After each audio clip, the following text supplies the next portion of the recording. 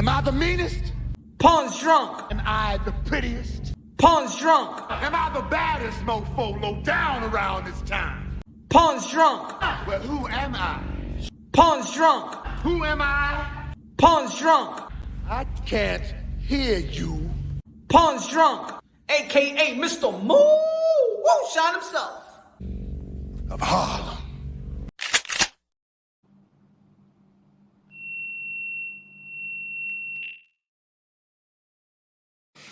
Y'all already know this is Punch Drunk Boxer, aka Mr. Moo shot himself. Dímelo, mi gente, dímelo, mi gente. Ladies and gentlemen, Brooklyn, New York was dangerous, y'all. Yesterday, Brooklyn, New York was dangerous, son. Hold on, folks. Hold on, folks. Give me 1 second.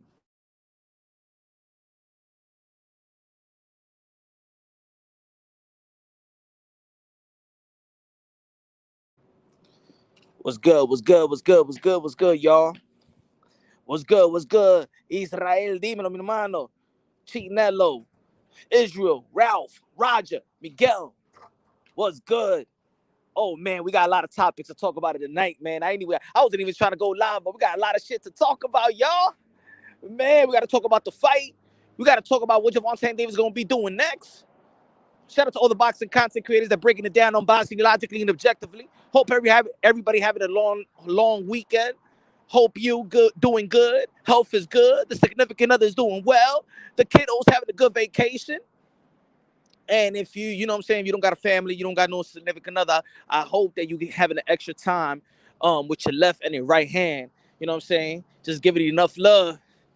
Give it enough love. That's all y'all got.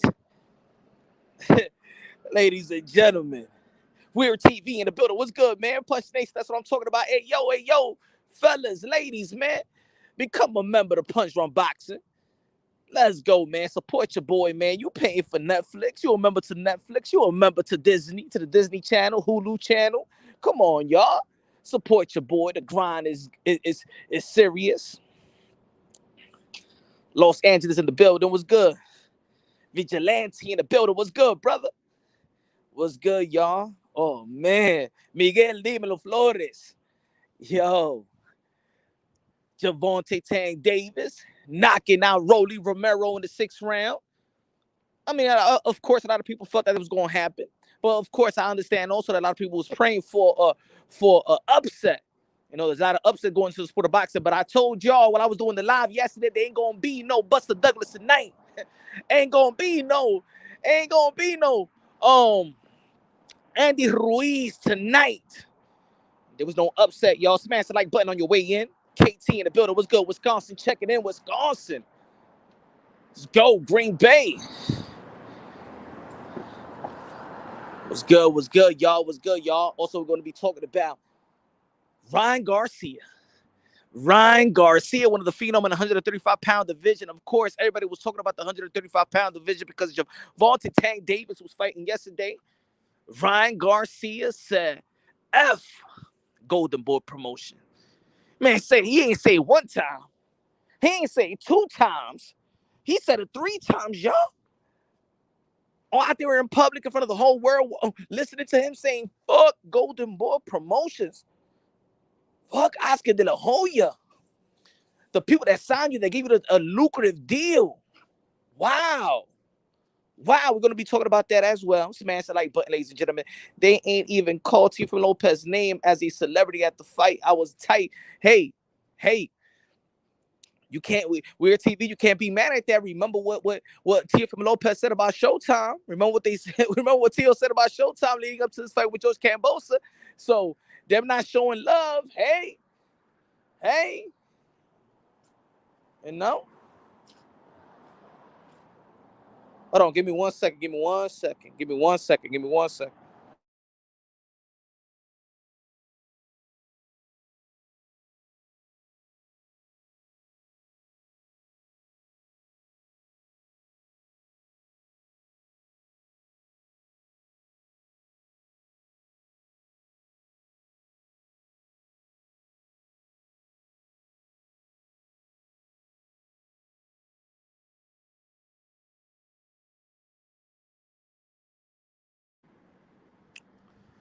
Don't blame the alcohol. La rata, Haney, diablo, ese tuvo una rata, una chota.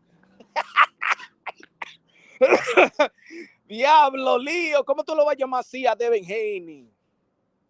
Diablo, qué chota ese tipo, mi hermano. Qué chota. Diablo, ese palomo sucio.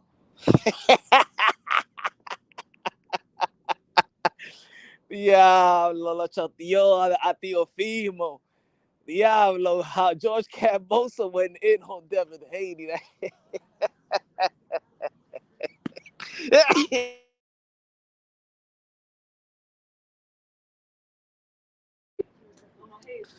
Diablo, qué sucio ese tipo. Ese tipo era Sammy Debu. Sammy Debu, que lo llama. Oh, man. Yo, I'm going to say it like this, man. I didn't even think they was going to have a press conference today, man. That's how much we've been talking. We've been talking so much about Gervonta St. Davis that leading up to this fight that, damn, I even forgot that they was supposed to have a press conference out there in Melbourne, Australia. Shit. George Kambosos went in on Devin Haney. I gotta be honest with that, man. I'm gonna tell you like this. If you're scoring the press conference, that was like a 10-7 round. If y'all was scoring the press conference today with Devin Haney and George Kambosos Jr., that's like a 10-7 round, y'all. Hey, yo, smash the like button. I'm playing around with y'all, man. Smash the like button. Fuck. I know y'all ain't get the notification. You know what I'm saying? I was dropping a lot of videos and stuff like that.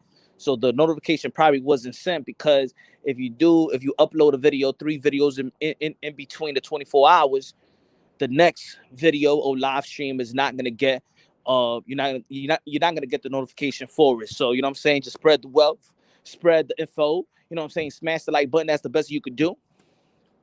Put it, tell the people, hey yo, your boy Mr. Moonshine is live right now. You know what I'm saying? Put it on your Facebook, Instagram, do a reel about it. Ay, una rata. But we're going to be talking about that as well. We're talking about Devin Haney giving some information to George Kambosos. Devin Haney giving some information to George Kambosos out there, man, leading up to the George Kambosos and Teofimo Lopez fight. Said him, hey, yo, Kambosos, man, you going to get him. He's having problems with wifey. Some of the people be like, hey, yo, that was public information, man. What the fuck is George Kambosos talking about? That was public information, son. Hey, I don't know if Devin Haney and Teofimo Lopez be calling each other. I know they got each other's numbers and shit like that. I don't know their problems. I'm just listening to the press conference. I'm just like everybody else as a fan, okay? Shit. Hey, yo, nah, man, that was some public information. He don't even know what a snitch is. He don't even know what a rat is. What the fuck is he talking about? Judge Kambosos said, man, I've been trying to get his father. Hey, yo, Judge Kambosos, I don't know, man. Judge Kambosos kind of funny, though. He said, I've been trying to get his daddy in the country. And then he goes later on in the press conference. As a matter of fact, let his daddy. Hey, if you're listening to me right now, let the daddy come. Yo, George Kambosos be acting like he's mafioso. Hey, matter of fact, let his daddy in. Like he got power. Yeah. Let his daddy in. Matter of fact, he needs his daddy. Oh, man, George Kambosos, man, what's going in, man? After that, man, Devin Haney might need a PR. He might need public relations after that shit. I don't know, but George Kambosos had a field day today. We gotta give him props, man. You know, I do like humbleness in the sport of boxing, but I also like a good trash talker. And you gotta be honest, man. George Kambosos know how to fucking trash talk. He said, I'll beat you here till we'll be. Oh, yeah, Leo. He said, and you snitched on your countryman, because I'll never snitch on my countryman. I'll die before. He said, I'll die for my countryman. He said, George Kambosos said, and I feel sorry for you because you got to go back to Las Vegas because Teofimo Lopez is going to get you. And he said, I know, trust me, he's going to get you. So you better be careful when you go back to Las Vegas. Yeah, George Kambosos is a damn fool. Yo, George Kambosos been disrespecting Haney like that, man. Is Devin Haney gonna get the last laugh? He's been calling him a boy. He's been calling him this kid, this boy. Oh, man. Sheesh. Real TV, man, said Kambosos knows how to use the physique against you, bro. He gets in the fighter's head and he plays a part during the promotion down to fight night. Just Kambosos, man. And then look at Shaw too. Look at Shaw with a little turtleneck. I see you Denny's Ugas out there in Brooklyn, man, with the same ass suit. Don't you do, yo, it look like you Denny's Uga got one outfit when he go out. He wear the same outfit every fucking boxing event. Y'all notice that shit? Or is this just me? He wears the same motherfucking outfit in every fuck with a damn black turtleneck. Hey, yo, Ugas, it's summer out here. What the fuck is you doing with a black blazer and a turtleneck, motherfucker? Are you sniffing? Kings of the Commonwealth in the building. What's good, brother? Hey, yo, you Denny's Ugas be with the same outfit every time you go to a sporting event. The same outfit that he was wearing during Keith Thurman versus Mario Barrios was the same outfit he was using. The same outfit he was using during the Devonta Tank Davis. And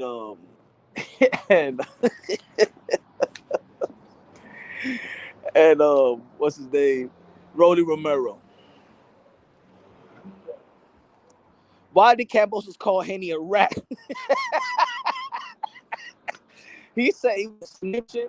He said that leading up to the fight, that Devin Haney was texting him. And he said, I'll show the text. It's funny because he was saying, it's funny because George Kambosos was calling him a rat and a snitch. But then George Kambosos was going to pull out the phone and snitch on Devin Haney.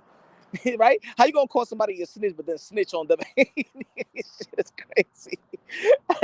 He said, he just ain't call him a rat. He called the motherfucker an informant. He said, I'm trying to get his daddy in the country, but I don't know how he got into the country because he's a snitch and he's a rat and he's an informant. I don't know how the hell he got into the country. Diablo, look at the fingers and people, man. Man, smash the like button. I played around with y'all, man. We talking boxing. What's good, Stephen Brown?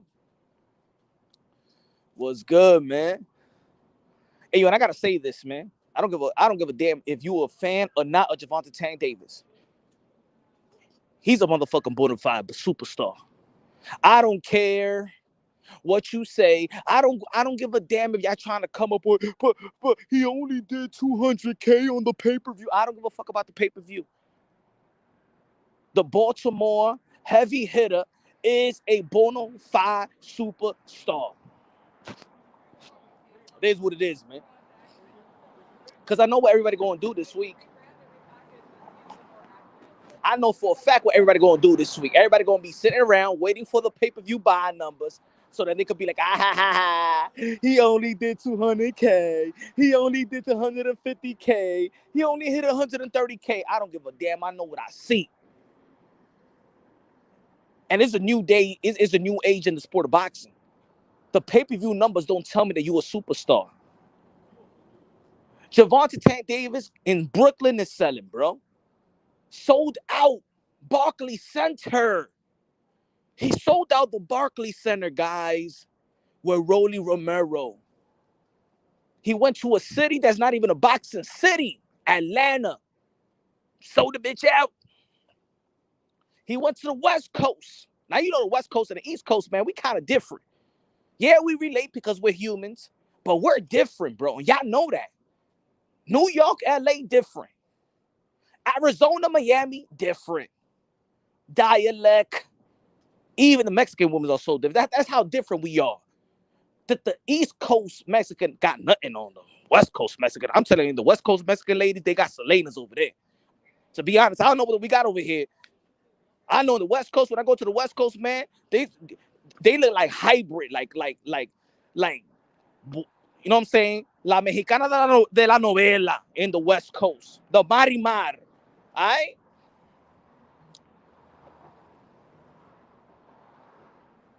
He sells, bro.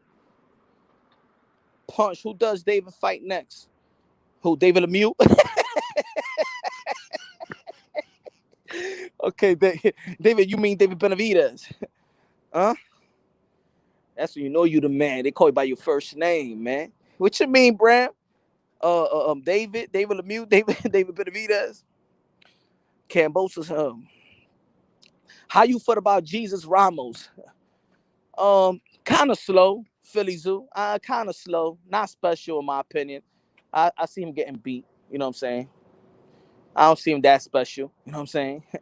Jesus fighting Santa Maria. That was crazy. In 2022, I never thought that I would be calling out. I will be calling a fight with Jesus beating the shit out of Santa Maria. That's crazy, right? That's crazy. Santa Maria versus Jesus yesterday in the Barclays Center. Shit. My grandmother told me, que tú oíste lo que estaba pasando allá en el Barclays Center. ¿Qué pasó? Sí, abuela, que yo te estaba llamando.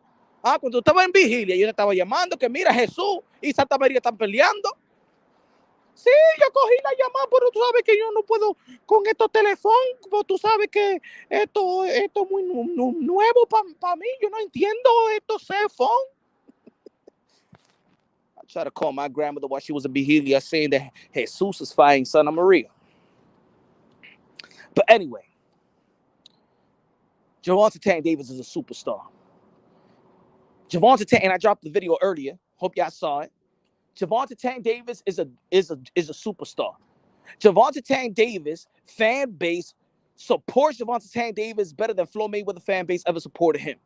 Gervonta Tank Davis fan base is better than Floyd Mayweather's fan base. Yeah, I said it. You got a problem with that? Huh? Y'all want to debate that? Y'all want to have a dialogue with that? Dímelo, Kings of the Commonwealth. Gracias de lo mío, my friend. Hey, Punch, any word on T.O. next move? Yes, he's going to be fighting in August. Date's going to be announced probably this week. I think they're going to do it in the telecast, maybe. Devin Haney versus George Kambosos. They're probably going to do it in the telecast. But they're going to announce it this week or the day of the fight. Going to be fighting in August. Going to be fighting going to be out there in Florida. It's going to be in Florida his next fight, and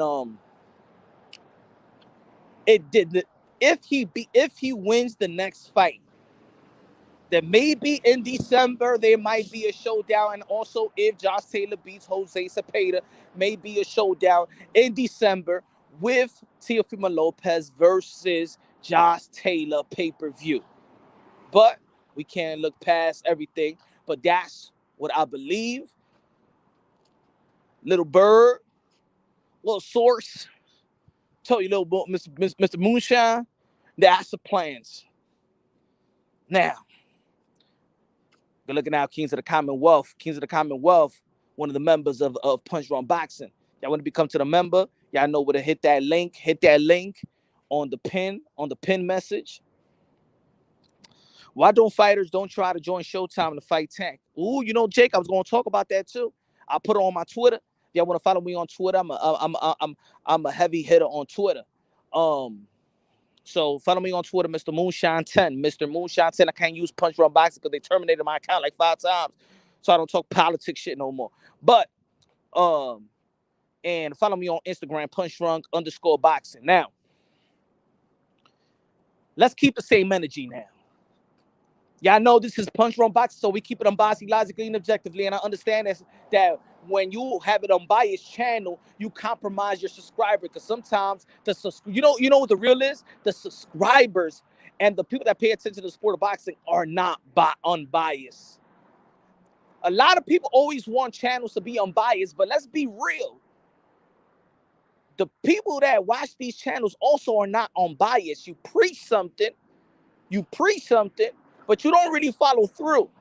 Because every time when I'll be like, hey, yo, when I give somebody else's props, and somebody be like, hey, yo, why you shitting on Canelo? Nah, I'm not shitting on Canelo. I'm just giving props to Demetrius Andrade, Jamal Charlo, or David Benavidez. I'm not shitting on them.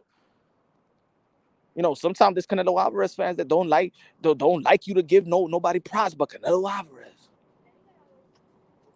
If you're a Jamal Charlo fan, you can't give props to David Benavidez. If you're a David Benavidez fan, you can't give props to Jamal Charlo. In reality, there's more tribal fans than anything. But we break things down unbiasedly, logically, and objectively, man. Smash the like button.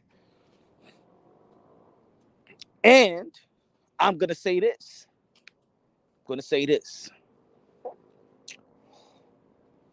Gervonta Tank Davis is a superstar. Gervonta Tank Davis fan base. And, you know, I've been talking about the American toxic fan base. This is something good right now that we're seeing right now. We have not seen an American superstar, a cash cow, quality superstar, get the love like Gervonta Tank Davis since Oscar De La Hoya. Before Oscar De La Hoya, of course, Mike Tyson. Gervonta Tank Davis is bringing out the ladies. Gervonta Tank Davis is bringing out the fellas, the thugs out there. You already know how Brooklyn was. It was a concrete jungle once again. Because I'm going to tell you the truth, man. New York was getting kind of a little soft. We let the people know. The only fight ain't going to be in the ring. It's always going to be in the stands, in the restroom, a channel going downhill really quick. Matrix. Nah, the only thing that's going downhill is when I come in your mom's pussy and then my dick is going down. That's the only time it goes down. You feel me? Matrix. It's the only time it goes down. You know, when my dick is all hard and then your mom and your daughter and your step and your auntie, they all slobber me down, and then the shit just drops. Porque ya yo no puedo, maestro. Ya tú sabes que yo no puedo. Yo me estoy poniendo viejo. Además tengo un polvo. I don't got 3 polvos like back in the days. Yo no tengo eso. Yo no tengo esa vaina, maestro. No te vayas de aquí, maestro. Tú te quedas aquí mismito. Quédate aquí. No te vayas. No te vayas, señor. Tú te quedas aquí. That's the only time it goes down. ¿Ah? Cuando tu mamá me está chupando el huevo.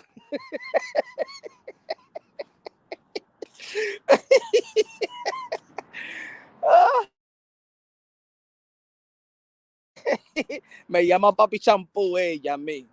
No te vayas, señora. ¿Dónde es que tú estás? Quédate aquí mismito. No te vayas, my friend. No te vayas. Quédate aquí. No te vayas. Y esta gente dice que they leave a little comment, se van corriendo, pero quédate aquí, vamos a hablar. Vamos a hablar de tu mamá.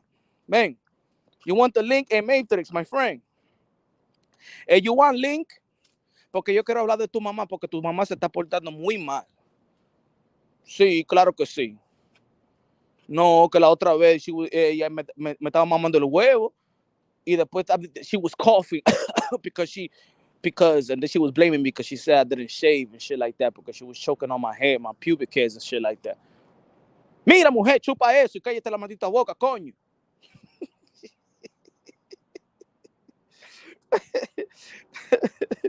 ¿Por dónde es que se fue el tipo? Hey, Matrix, Stimulation, ven para atrás. Vamos a hablar de tu mamá, esa sucia vieja, pendeja. She need to send some commissary money to my brother too.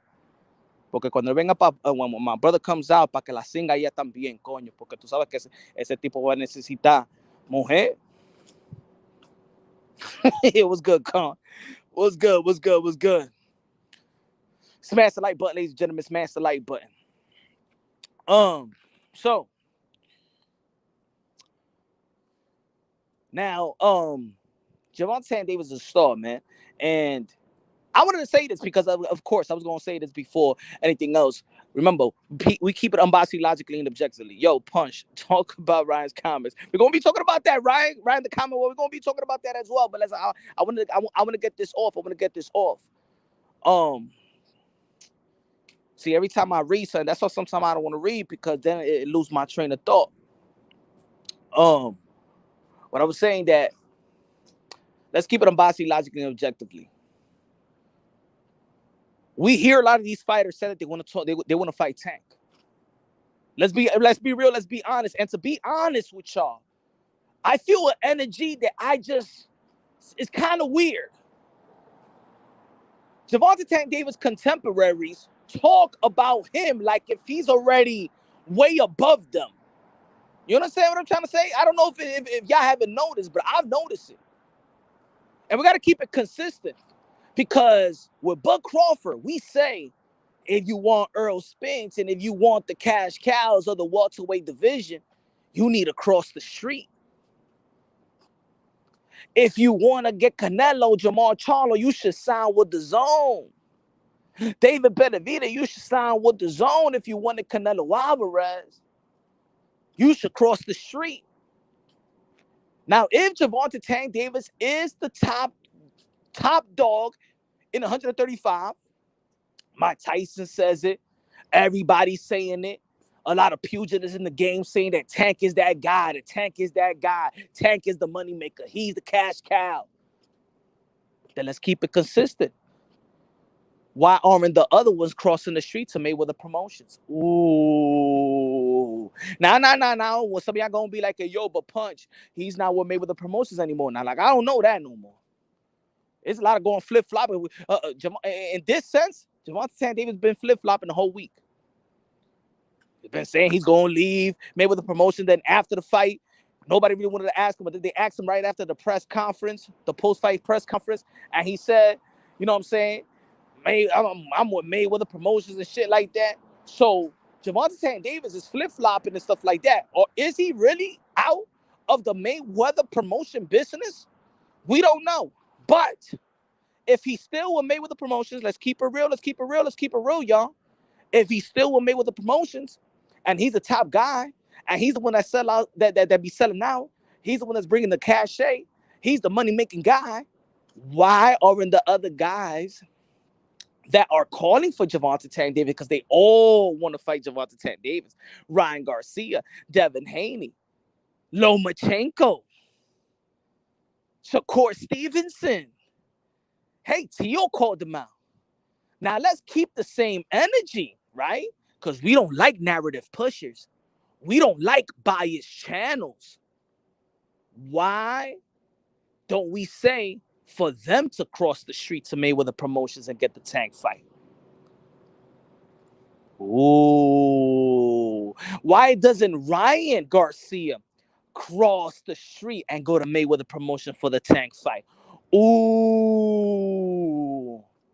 If Devin Haney wanted Tank, why did he sign to Top Rank? If Shakur Stevenson want Tank and he's moving up to the 135, why don't he cross the street to Mayweather Promotion? Ooh, Punch, what are you trying to say? No. Over here, we keep the same energy. I just want to know if we are the unbiased family out here. Are we?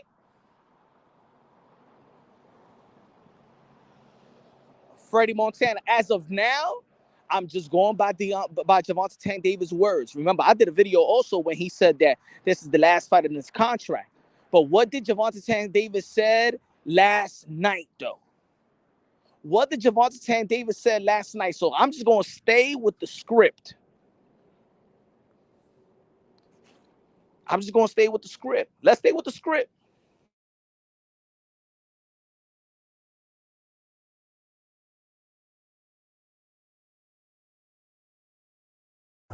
Let's stay with the script, y'all. Right?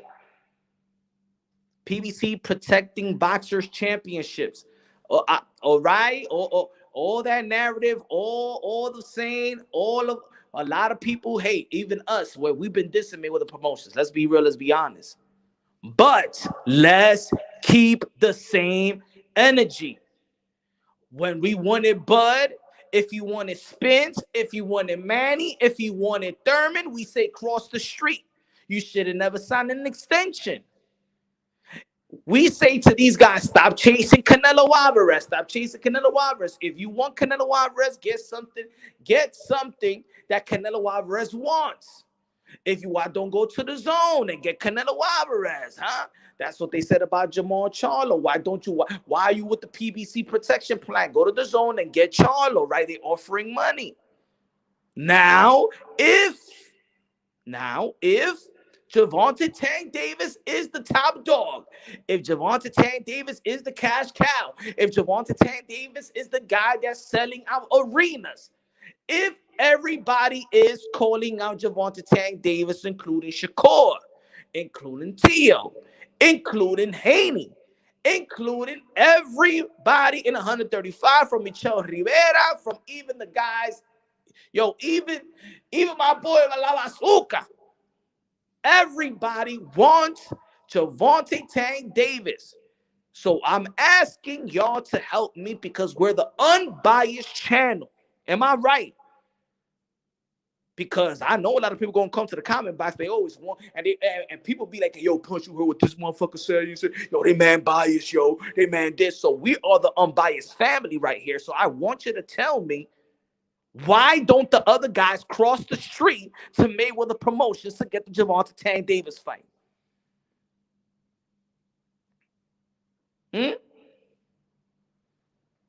Why don't they cross the street to PBC to get the Gervonta Tank Davis fight? Let's keep that same energy, folks. Yeah, it's fun. It's fun, right? In this boxing community, right? When we go Mayweather Promotions, when Floyd Mayweather said that Gervonta Tank Davis ain't going to fight nobody from Mayweather Promotions or PBC, but all these guys are calling out Gervonta Tank Davis. Now, are they doing the business move to get to Gervonta Tank Davis? Because you know and I know, Mayweather Promotions don't give a damn about the belts. You know what Mayweather Promotions said. They say, y'all ain't bringing nothing to the table. Hey, Rolly got the fight.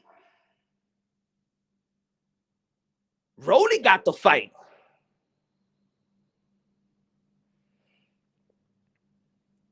Has Ryan Garcia done pay-per-view? Tio done pay-per-view? Devin done pay-per-view? Kambosos done pay-per-view? I'm just saying.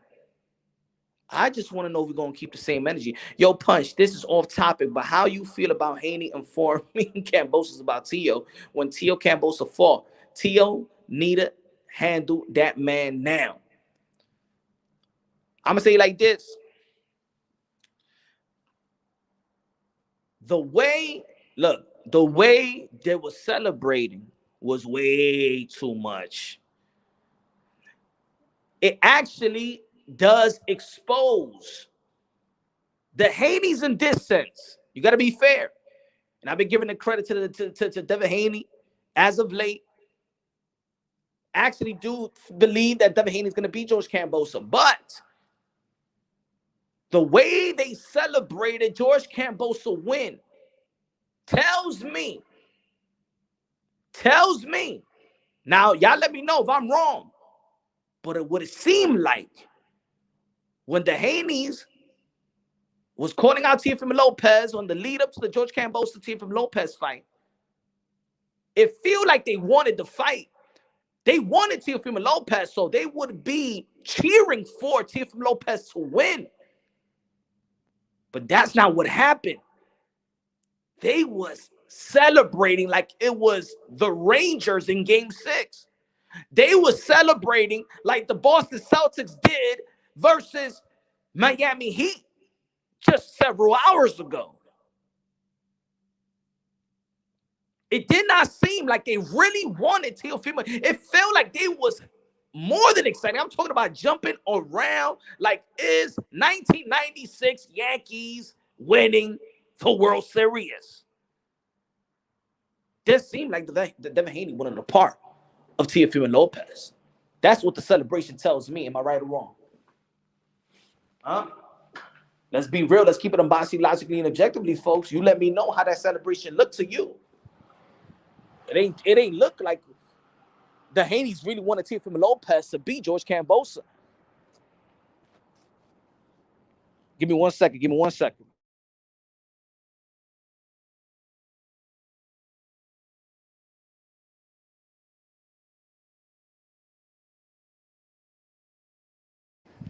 Beast 123 said, "You're wrong." Let me see. Let me see if that was me. He said, "You're wrong." Bonbon in the building was good, man. Derek in the building was good. Eduardo, dímelo, señor. I'm just going by what I see. Come on, ladies and gentlemen. This is self-explanatory. Don't make this harder than what it is. Do not make this harder than what it is. This is not even talking shit. We're getting the content. We see what we see. And then, boof, we come up with a concrete conclusion. We think it unbiasedly, logically, and objectively. Looking at the way that Devin Haney and Bill Haney as possible celebrating the win of George Kambosos tells me that they was going for George Kambosos. They were celebrating when Teofimo Lopez lost. It tells me they didn't want Teofimo Lopez. Because if they did, I would be like, man, motherfucker, oh, come on, T.O., really? Oh, man, nah. They was jumping around, ladies and gentlemen. I'm sorry, man. I see what I see. And I know y'all seeing the same shit I'm seeing. So let's quit playing the fool. Quit playing the fool. Actions speak louder than words. Am I right? They didn't want the fight. Period. They did not want Teofimo Lopez to beat George Kambosos. Period. Now, even by saying that, it's probably irrelevant right now. We're only speaking about the press conference today. Now let's fast forward, bring back the press conference today and George Kambosos said that you was texting me. Is that wrong? No. Devin Haney did not say it wasn't so. George Kambosos went further and said, "Do you want me to show the text?" Devin Haney did not say, like, "I didn't never text you." Why leading up to the fight, when you're going out there promoting with Teofimo Lopez, saying that you want the fight, shaking hands and all that shit, but then you're texting George Kambosos, wanting George Kambosos to beat Teofimo?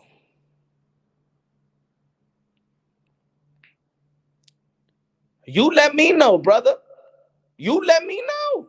So what you're saying, David is scared of Teofimo? You let me know. You let me know. How about that?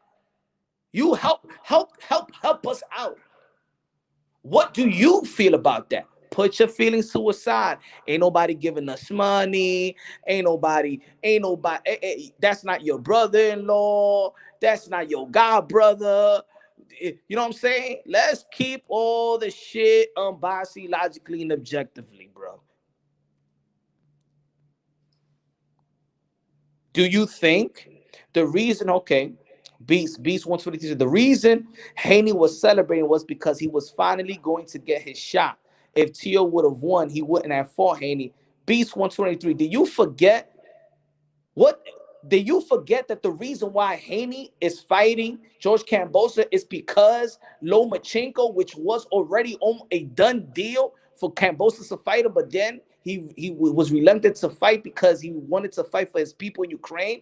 If that Russian Ukraine-ish was not gonna, it wasn't happening, it will be June 4th, Lomachenko versus George Kambosos. So sorry, my brother, Beast 123. Sorry. It's wrong. George Kambosos was not looking to fight Devin Haney straight off the bat. He was looking to fight Lomachenko, and that was already a done deal, like the promoters and like George Kambosos also stated, bro. So no, Devin Haney was not going to get the shot. Let's be real. Let's be honest, man. That's what I'm talking about, man. Rap Soul Boxing Knowledge in the building. What's good, bro? Come on, man. Let's not. Why are we trying to play this? Why are we trying to play the fool? Why? What's the reason? What are we trying to get at? It's just plain and simple. T.O. and Devin was going at it, right? Are we gonna fight? T.O. shook the hands of Bill. Eddie Hearn is promoting. Yeah, that's gonna be the fight, right? But then behind the scenes, you're texting George Kambosos, tell him T.O.'s going through this, T.O.'s going through that, beat him, beat him, beat him. And then we see the celebration. Let's stop it, yo. Stop. Come on, y'all, man. That's like me telling you, hey, yo, that's like me saying, hey, yo, rap star, yo, rap. Yo, I want you to, you're about to get that bag, man. You're going to get that opportunity. Whatever hey, yo, you're going to get that bag, that job that brother got for you and son. You're going to get that bag. You're going to get 600. Yeah, next week you're going to get it. I hope you're going to get it for real. Then next week happened. Rapstar says, man, I ain't get the bag, man. Something happened to that situation. But then there's a video of me celebrating, talking shit about Rapstar, saying that he ain't get the bag. And then what I'm going to say, nah, Rapstar, what it was that, you know what I'm saying? Nah, man, there's some video there, man. Devin Haney was celebrating George Kambosos win, man. He ain't wanted Teofimo Lopez to win. They wanted that fight. They didn't wanted that fight. That fight was not going to happen. Let's not forget. They went with the right meeting. They went to this meeting now. They got the Kambosos fight. But let's not act. Remember before. I make more money. If it was the other way around, was Devin Haney and Haney's team gonna give up Teofimo Lopez all the terms? No. Let's not play the fool out here.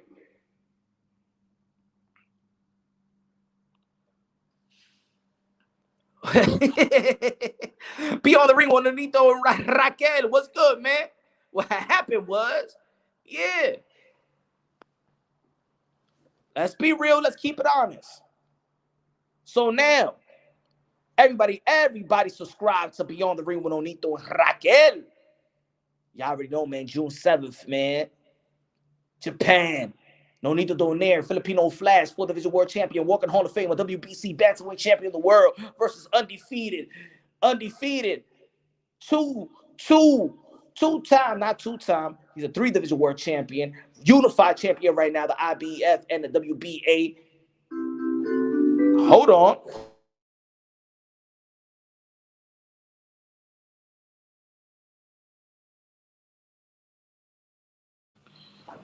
WBA. Yo, T.O. called out Tank. Let's see. Yeah, man. But we know that T.O. is going to be fighting in August. That fight is not going to happen. And then probably in December, if Josh Taylor beats Jose Cepeda, then if Josh Taylor beats Jose Cepeda, then in December they'll fight a pay-per-view fight. Teofimo Lopez and Tank Davis is not going to be happening no time soon. Y'all already know that Devin Haney, if he beats George Kambosos, got the rematch with George Kambosos. That ain't going to happen no time soon. But I'm going to tell you somebody who's available. I know somebody that might be available later on this year. Lomachenko might be available. Shakur Stevenson is available. But I believe that Lomachenko is Gervonta Tank Davis ready for the Lomachenko fight. Now, let me say this about Gervonta Tank Davis. Again, he's a superstar in my opinion. I don't give a fuck if y'all gonna come up with some pay-per-view numbers and try to diminish it or devalue him with pay-per-view numbers to say, oh no, punch, he's not a star. No. Nah, I don't give a fuck about the pay-per-view numbers, man. He's a motherfucking superstar.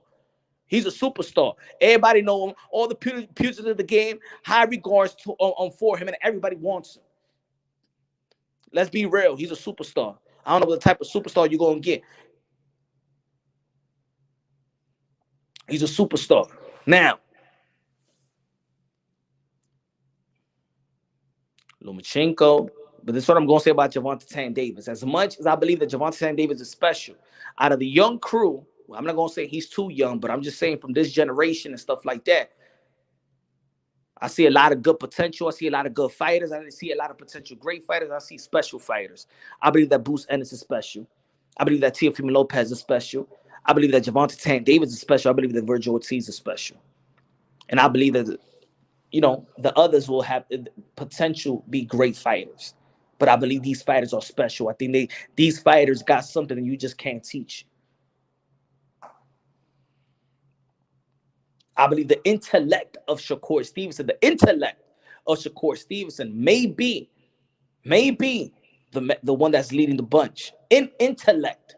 When it comes to physical ability and intellect coexisting at the highest level, I believe that the special fighter that I just named. But one thing about Gervonta Tank Davis that the naked eye cannot lie to me and to y'all is that Gervonta Tank Davis' defense is diminishing a lot. A lot, folks. He is a powerhouse offensively. But defensively, it is taking a dip. And looking at the way that he fought with Rolly Romero, and he is, I'm going to tell you like this, Gervonta Tank Davis got freakish power. But I believe that Gervonta Tank Davis is also falling in love too much with his power. I believe that Gervonta Tank Davis is actually suffering from what Deontay Wilder has been suffering, thinking that anybody could outbox me. I don't give a damn, and then I'm gonna hit you with my power, and you're gonna go out. That your opponent got to be perfect throughout the whole 12-round bout, and then your power is gonna get you off the hook. Gervonta Tank Davis' defense has been lacking a lot. And I saw it yesterday again versus Rolly Romero, who don't throw enough straight punches. Rolly Romero, who had his footing wrong. Rolly Romero, that on my scorecard was winning almost every fucking round. Rolly Romero was outboxing Gervonta Tank Davis. I'm not going to say outboxing, all right? I'm not going to say outbox. But I'm going to say like this. Gervonta Tank Davis ain't doing enough to win any rounds. He probably won one round. I believe in my scorecard, he won one round, won another swing. In the swing round, it was close. But Gervonta Tank Davis, that Gervonta Tank Davis yesterday, I don't give a damn how it ended. That Gervonta Tank Davis yesterday won't go past 6th round with Teofimo Lopez. That Gervonta Tank Davis yesterday will get outboxed, outfooled, outschooled. We will take you to detention, give you a suspension, expel you by Lomachenko. That Gervonta Tank Davis yesterday would not last with Teofimo Lopez and Lomachenko. Not even half the fight. I'm going to say it right now. And you've been following the channel. Again, Gervonta Tank Davis is special. But his defense, nah, man. And the dude, let's be clear. Gervonta Tank Davis was barely throwing punches. Shit, Gervonta Tank Davis was as shy as Lomachenko versus Teofimo Lopez. Let's be real.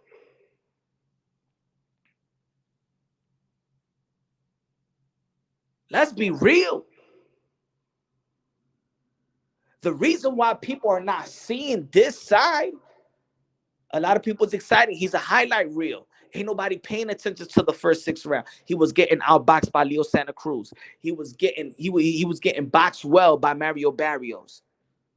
He was getting people. There's people out there that feel there's people out there that feel like Isaac Cruz beat Gervonta Tank Davis to the point where yesterday, Coach Calvin Ford even stated that the one that we want to get back, the star we want to get back, was Isaac Cruz. They know something about Isaac Cruz. They know they didn't feel like they beat. I don't believe that Calvin Ford actually feel like Gervonta Tank Davis beat Isaac Cruz, and that's why Calvin Ford want that fight back. He's slacked on Isaac Cruz. He slacked on Leo Santa. He slacked on Mario Barrios. And he slacked versus Rolly Romero, bro.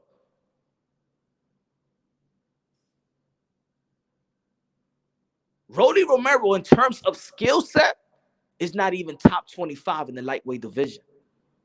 In terms of skill set, in terms of power, shit, maybe top 5. But in terms of tools, the bag, and even Gervonta Tank Davis said that I got that yeah, he felt the power, and you know what I'm saying, he got hit. He was getting hit, bro. Yo, Rolly Romero looked like more the boxer than Gervonta Tank Davis. Am I right or wrong? And for me, in my opinion, as much as high regards that I have for Gervonta Tank Davis, it's very alarming. And to be honest, you know who's watching that? Floyd Mayweather sees the holes. Floyd Mayweather sees the holes. Gervonta Tank Davis is falling into the Deontay Wilder strategy that you got to be perfect every second of the fight, and I will just take you out with my power.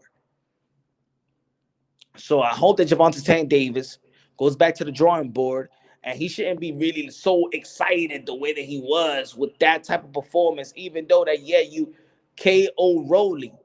But let's remember, Rolly is not disregarded, this boxer. Everybody knew what was going to come about this fight.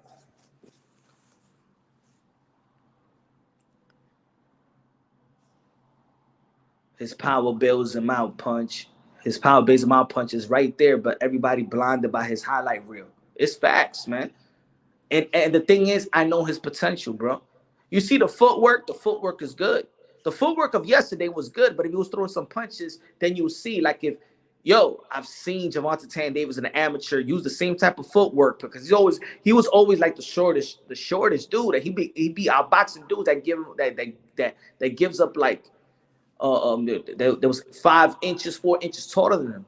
And I seen him move like that. And I always used to tell the people that Gervonta Davis having shown, he only shown 70% of himself.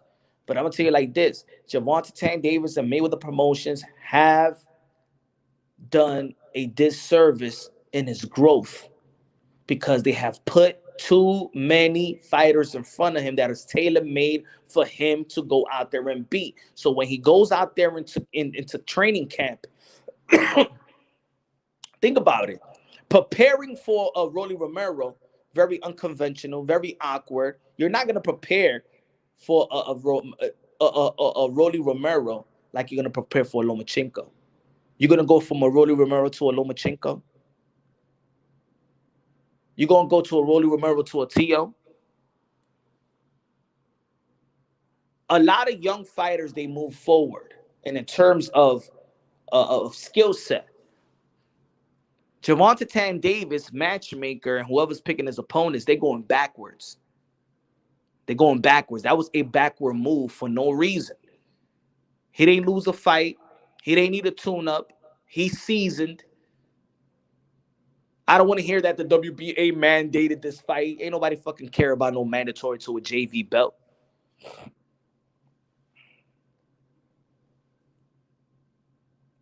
Tank, 27 years old, only 4 years younger than Canelo, and Canelo was fighting pound-for-pound fighters in the world as 27 years. Triple G at the time, Canelo fight Triple G pound-for-pound, and Tank fights Rolly, and who before that? And it's true. Look. With every boxer, people could pick and point on something just to be critical. Now, I'm praising Gervonta. I've praised Gervonta Tank Davis yesterday. I'm still praising him, but I'm not gonna neglect what I've seen as a fan. Forget about just me as a boxing channel. I'm a fan of Gervonta Tank Davis, and I'm gonna tell you what I've seen of Gervonta Tank Davis.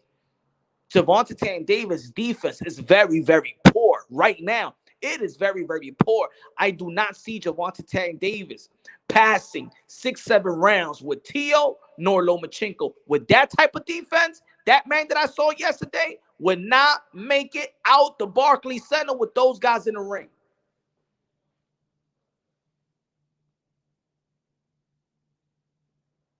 Nah. And it's constant preparation. We look at the fights, but we got to look at the preparation. He's used to preparing himself, and look, now he got more money in the bank. Now he's richer. That fighter ain't look too much like a hungry fighter. That fighter was having fun. That fighter was having fun. Gervonta Tandy was having fun.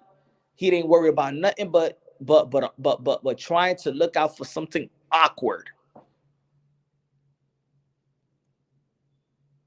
And I just hope that Gervonta Tank Davis does see that. You know what I'm saying? He see that he really need to work on his defense because his power is not what needs tweaking. He didn't throw a lot of punches yesterday as well. So I hope that all these highlight reels don't get to him because it got to a guy like Deontay Wilder. And Deontay Wilder later on admitted that he fell in love with his power and felt like he didn't need to do anything else but land that good one.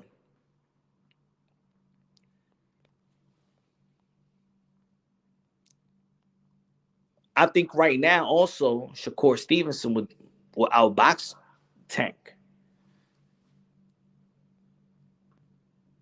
Maybe they've been protecting him. You know what I'm saying? I don't know, but look, and I don't want to, I don't want to, you know what I'm saying, come down on his parade. But I believe that Gervonta Tank Davis is great for the sport. Gervonta Tank Davis is bringing everybody out. Gervonta Tank Davis got all the eyeballs in the sport of boxing, and that's a great thing. That's a great thing. You know what I'm saying? Other people got to step it up in terms of the cachet, not the cachet, but also beating that type of star.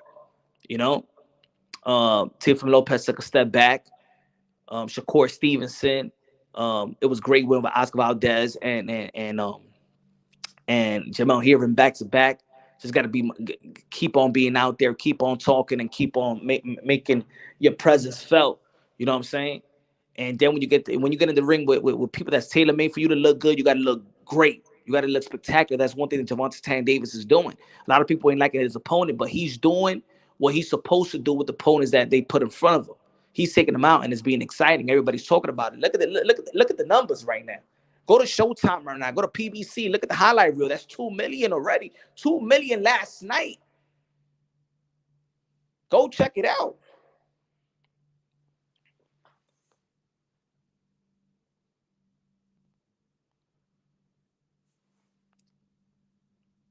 Smash the like button, ladies and gentlemen. Smash the like button. Pera, la ofrenda. ¿Qué tal la ofrenda, pera? La ofrenda, señores y señoras. La ofrenda. Estamos en vigilia today, my friends.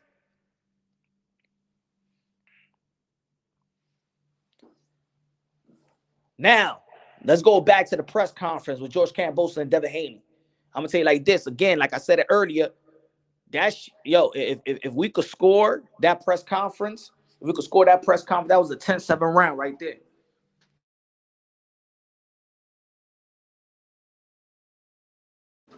That's a 10-7 round right there.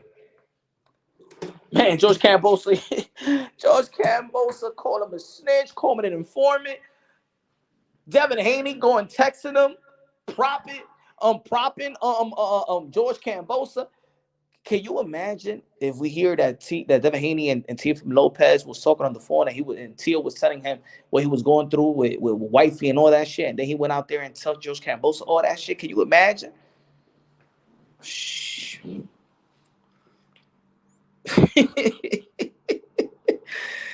Yo, George Kambosos was too much, man. George Kambosos was too much. One thing that I want to get clear though, did you hear George Kambosos when he said that you're my mandatory? Did y'all hear that? The thing that got me in the press conference, that everything that what George Kambosos was saying, Devin Haney was not trying to almost say like he's lying. He only said that he was active, but he didn't want to budge. He didn't want to keep going. When George Kambosos said, "Do you want me to show the people the text when you was texting me?" Where that video came from? Think about it, y'all. Think about it. George Kambosos posted that video from Devin Haney's house. Who send that video to George Kambosos? How did George Kambosos got that video? Because was that video, what was that video? Because that's video that nobody's seen. Was that video a live stream? Was that an Instagram live? That wasn't an Instagram live, right, y'all? How did George Kambosos get the video, that clip, from Devin Haney's home? Did Devin Haney send that clip to George Kambosos to tell George Kambosos, hey, yo, I was cheering for you. Yo, check this out. I'm just asking. I am just asking, man. We just going by the press conference. I want to know what he meant about the WBC mandatory. I want to know what he meant by that. General said Haney send it. Yo, if he send that shit, do not tell me Devin Haney send. If George Kambosos tells the world that he send Devin Haney being a fanboy to George Kambosos versus Tio, if he sent that video to George Kambosos, oh my God, this is why George Kambosos sees Devin Haney like that. And then George Kambosos is looking at it like, I'm a grown ass man. This guy think he my friend. George Kambosos looking at Devin Haney and be like, yo, this guy he think he my friend, sending me videos and stuff like that. While we was saying, like, look, while we saying, just like with Jamal Charlo versus Brian Castano, USA. Just like we were saying that we hope that there's people out there, and I'm one of those guys that say Devin Haney bring those belts back to the US. Does Devin Haney was going for the Australian guy to take the belts and bring him over there to Australia? Did Devin Haney was going for George Kambosos because he felt that if George Kambosos win, that George Kambosos would sign to the Zone and get an easier fight on the Zone or whatever with George Kambosos? Because think about it, y'all. See, now I'm gonna say this, and a lot of people gonna be like, "Hey, yo, Punch, nah, don't go there, don't get it." But I gotta talk about this because I want to know if it does make sense, because the Lopez feel like Eddie Hearn has something to do with the scorecards, right? Let's just put out what we heard from everybody, right? The Lopez felt like Eddie Hearn has something, regardless of we believe or not. If you feel like it was a delusional state of mind or whatever, but just listen to me real quick. Eddie Hearn did come out with George Kambosos. He's supposed to be neutral. That's the purse bid. Why were they celebrating the win like that? Why were they celebrating the win like that? That they knew something? I'm just saying. I mean, we talk about robbery and we talk about corruption in boxing. But see, this is what it is. Sometimes we pick and choose when we want to believe that there's a corruption in the sport of boxing. Am I right? We want to pick and choose which one.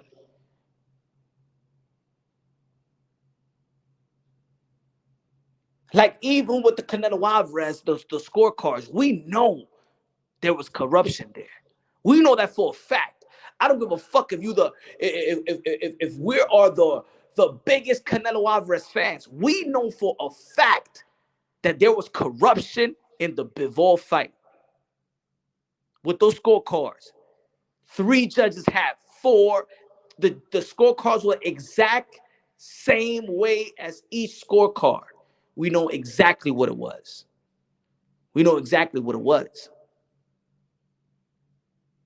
Yesterday, Gervonta Tank Davis in 2 scorecards was winning. One scorecard had it 49 to one scorecard had it 49-46.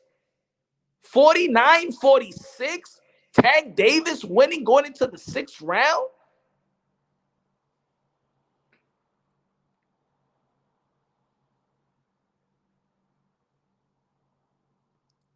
The house fighter is the protected fighter. Well, both of these fighters are the house fighter, but we already know who is Mayweather Promotion, is Gervonta Tank Davis. We know that is the money-making Canelo Alvarez. We know that. We also knew, we talk about, oh, yo, they talk Deontay Wilder versus Tyson Fury, the first fight. The first fight. When people didn't have the faith in Tyson Fury and said, fuck it, let's have it a draw. Because a lot of people felt that Tyson Fury did outbox Deontay Wilder. Let's not turn the blind eye on corruption. Regardless, you know that was a top-ranked fight. You know. We know how boxing goes. And whether we like it or not, whether it's fair or not, you know and I know, if that was a top-ranked fight and it never went to purse bid, Teofimo Lopez was going to win that fight in the scorecards. Am I right or wrong? Am I right or wrong? You know and I know that if it was top-ranked, it would have gone to Teofimo Lopez. Rolly was stopped prematurely. I think for me it was an early stoppage, but I believe that nobody cared about it because in reality, who's really Rolly? You know what I'm saying? Nobody cared really. So, see, I would understand if Rolly was getting hit a lot, right? I would understand if Rolly was getting punched out. You know what I'm saying? For leading up to the knockout.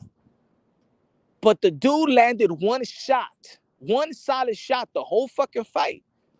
And the referee says, move here. And, oh, that's it. Well, the other, let him move there then. And it was prematurely, but in the end of the day, I don't really think that a lot of people really care that much. Because it's Rolly.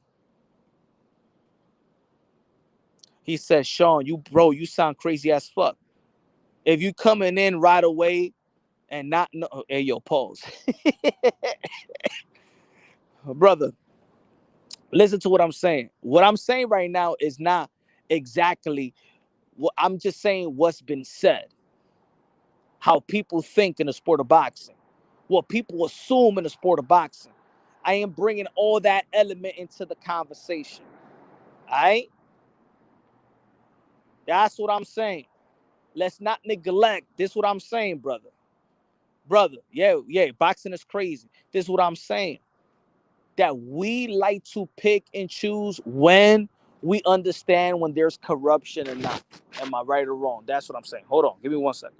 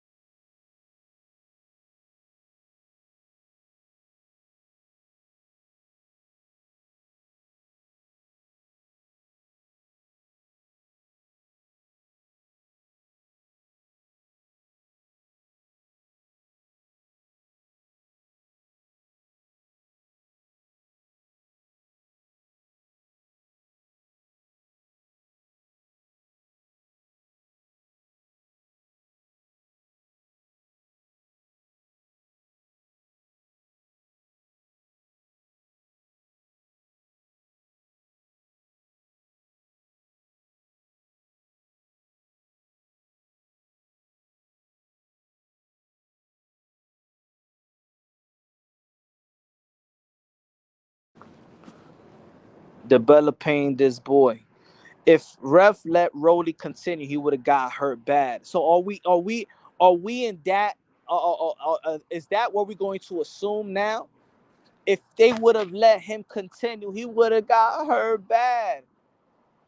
How about if Rolly would have been dazed and hit it with a left hook? How many times we seen that in the sport of boxing? When the other guy is hurt and then he comes back and then he knocks the dude down. Why are we trying to premature act like we know what's going to happen next? oh, we stopped the fight. Yo, you know what I'm saying? Sean Porter, because if he would have got up, he would have never threw the towel. Then he would have got beaten the fuck up. How we know? We call these guys a warrior, so we expect when these guys hurt that they can't make a comeback. Nah, you give them a chance. You know why I would have gave Rolly a chance? There was how many seconds there was left? Like 20 seconds. I would have given Rolly a chance. You know why? Because me as the referee understand that he was not taking no punishment in that fight. If he was taking punishment leading up to the knockout, then I would be like, all right, man, nah, you gonna get F. You gonna get effed up right now.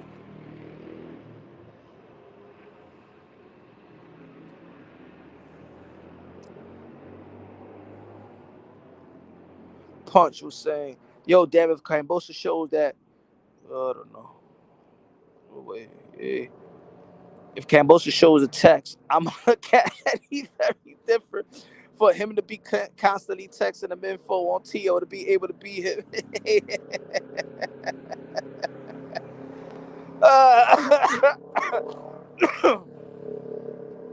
And when somebody ends up in the hospital, who's going home to their family? Only the fans, bro.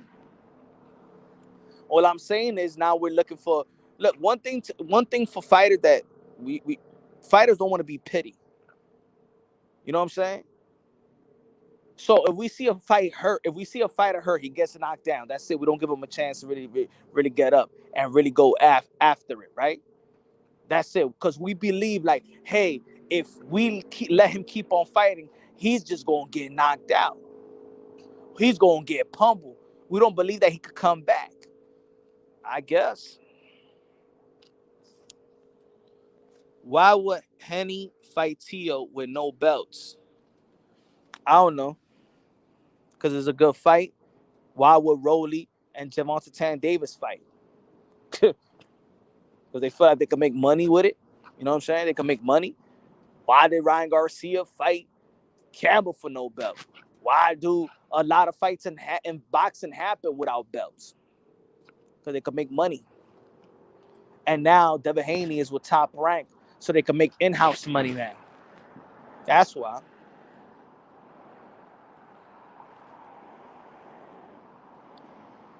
Without pay-per-view, you are not a superstar. You know what? I want to start debating that.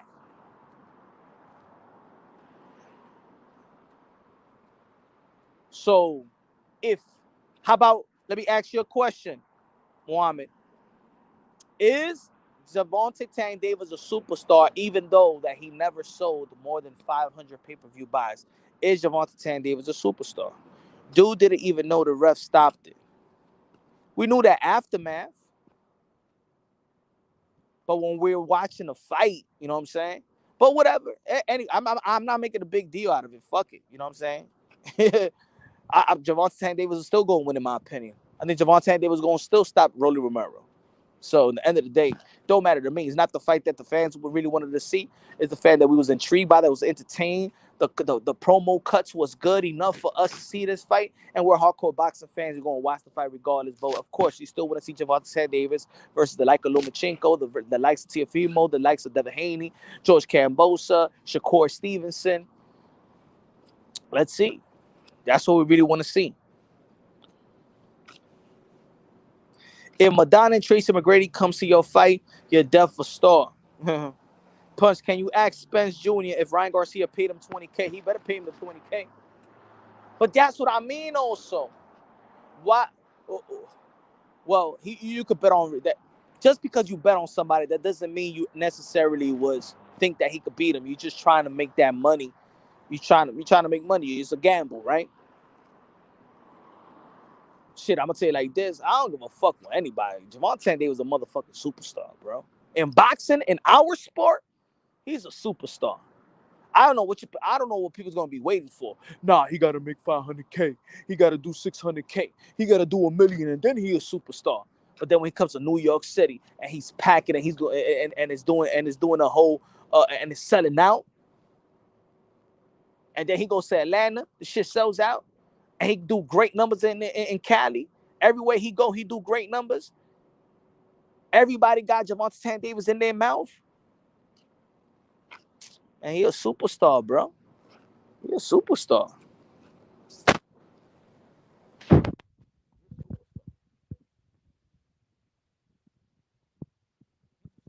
Now, sport. He's a superstar now. Sport. Is Russell Westbrook a superstar? Well, a lot of probably people don't know him. Don't know him outside of the sport of the sport of basketball. But he a superstar in the NBA. He a superstar in the NBA.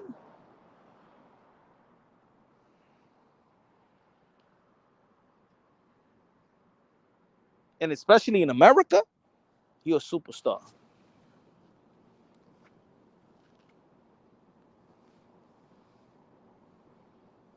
I don't think a lot of fighters could do what he could do.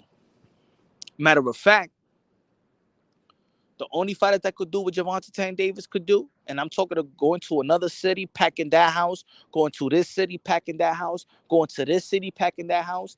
The only guy that we could say for sure that could do that, we already know Canelo Alvarez could do that. But how many fighters we could say that he could go to New York?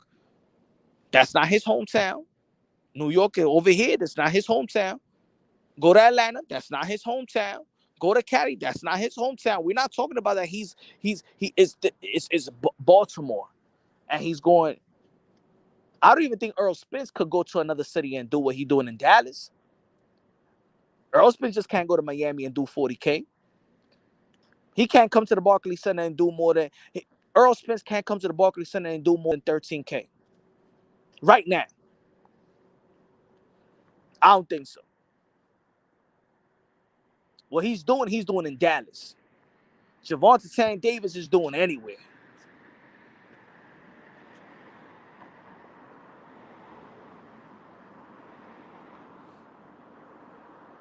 Punch, he a football player. Ooh, Russell Westbrook. I don't believe Tank is getting big money, big payday fight.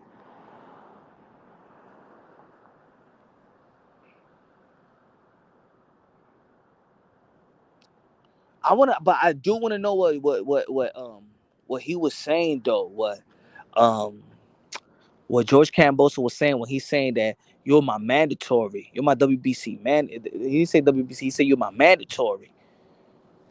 And Devin Haney ain't say nothing. Like if there was something behind the scenes with the Belt Federation saying that you are the man,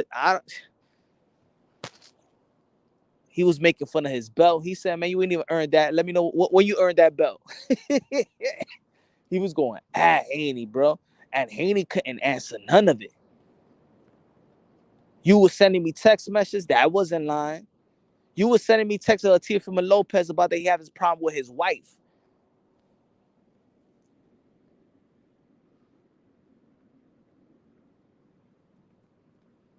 So these two, so these two are on the phone talking about Teofimo Lopez marriage problems. Are you telling me that George Kambosos and Devin Haney was cuffed up on the phone talking about Teofimo Lopez marriage problems?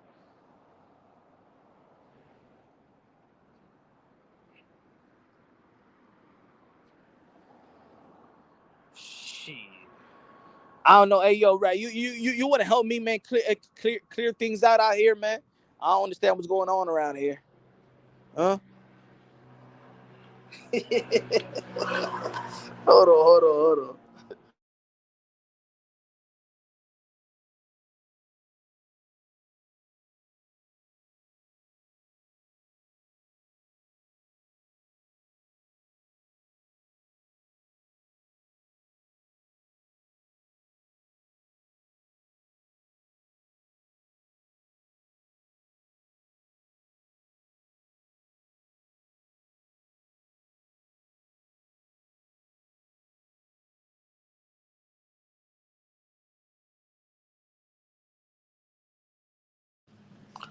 Yo. uh,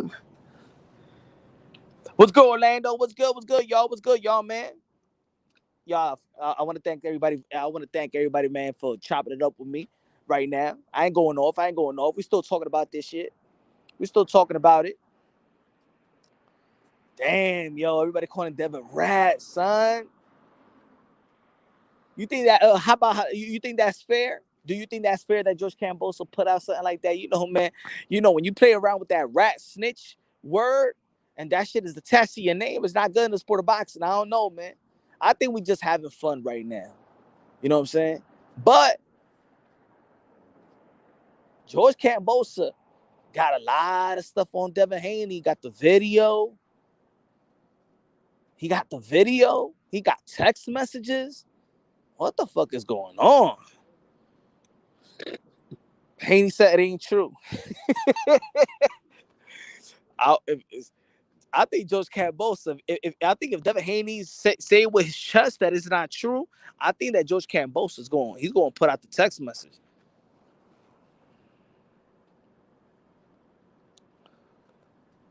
Trader said both of them are rats. It's true. Are you a rat when you tell somebody else that they ratted? Both of them got to be some rats, don't you think? Both of them are snitching on each other.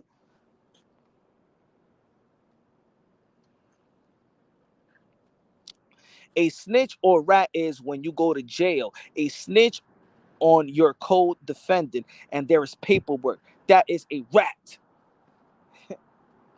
Motherfuckers like, yeah, I don't even know what the fuck y'all talking about, yo. I'm going to tell y'all what a motherfucking snitch and a rat is.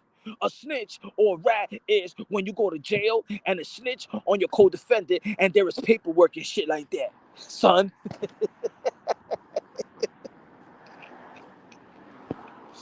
BK Cookies be like, man, these motherfucking boxing motherfuckers don't know shit. Fucking talking about just you know what I'm saying, just handing, charging people with that word and shit like that. Y'all don't know what that work is. That shit will get you killed out here, son.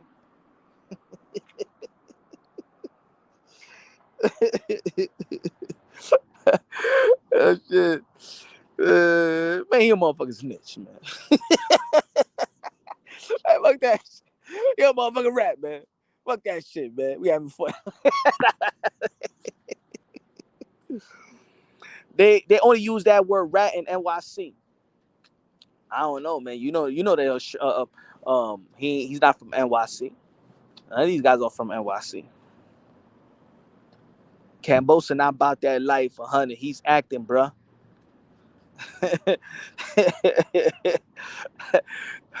A lot of motherfuckers are not about that life, man.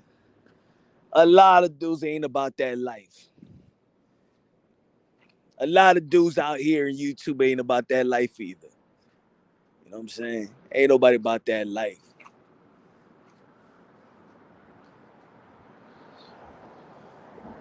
This is Prison Boxing Channel. Y'all from NYC, we out here. Punch, what's good? Hold on, I got you.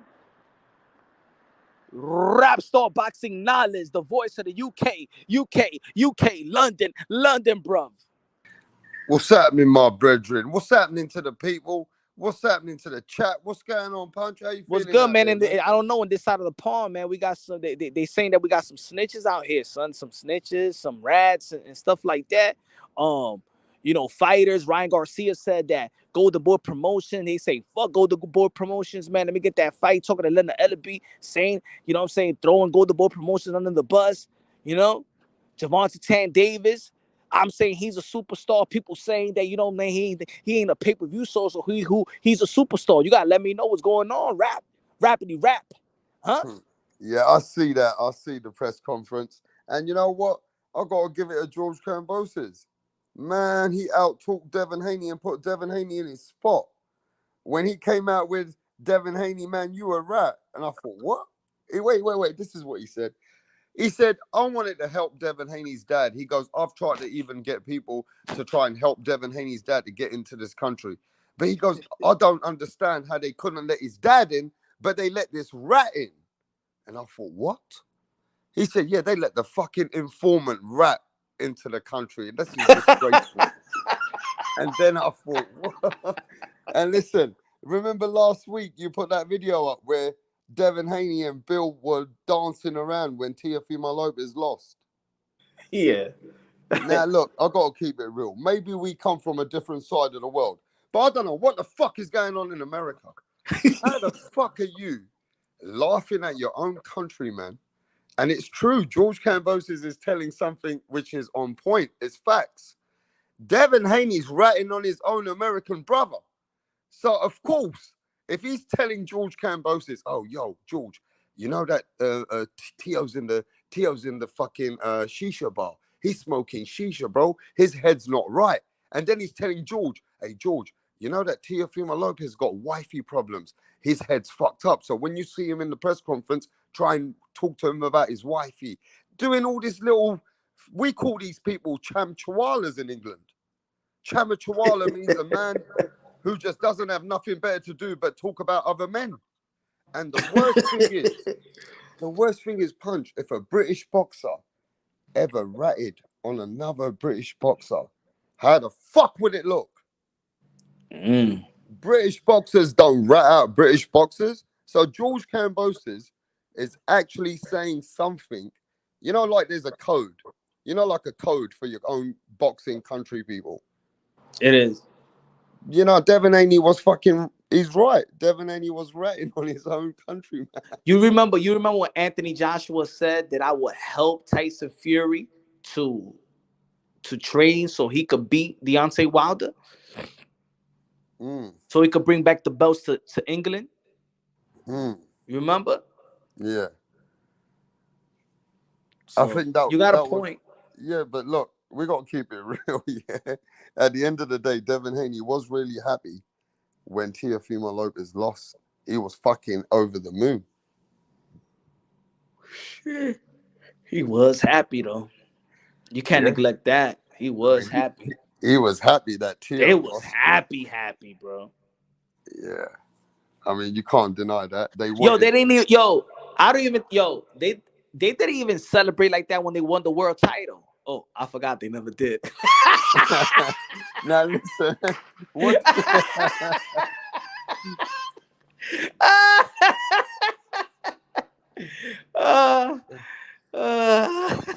Oh shit! Fuck. No, but listen to what he said. He said to him, "Where's your fucking half a belt? Put your half a belt out here." He says, "I'm fighting him for a half a belt." Now, what I'm saying is, right, at the end of the day, look, I like Devin Haney. Man, George Kambosos really did. Hold on, let me ask you. Hold on. Yo, Muhammad. What was the better celebration? When Devin Haney won the belt, or when Devin Haney saw George Kambosos beating Teofimo Lopez?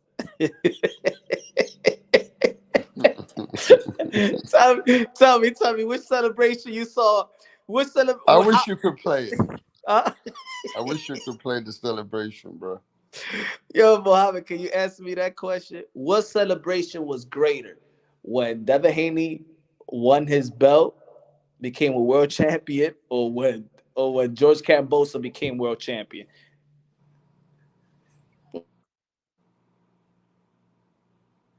Man, Devin Haney and Bill was celebrating hard when Teofimo Lopez lost.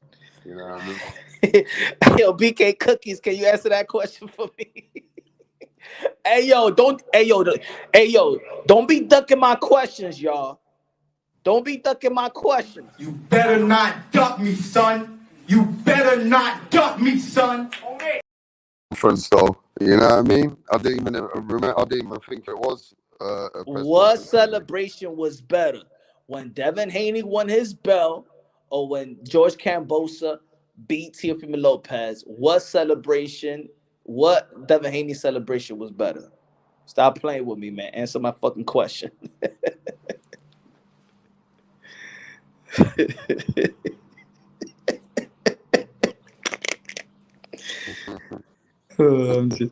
I'm just having fun, man. Stop catching the titty attack.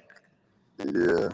No, but I tell you what though, this is where Devin has to do it himself, you know what I mean? He can't have Bill talking for him, because Bill's a smooth talker.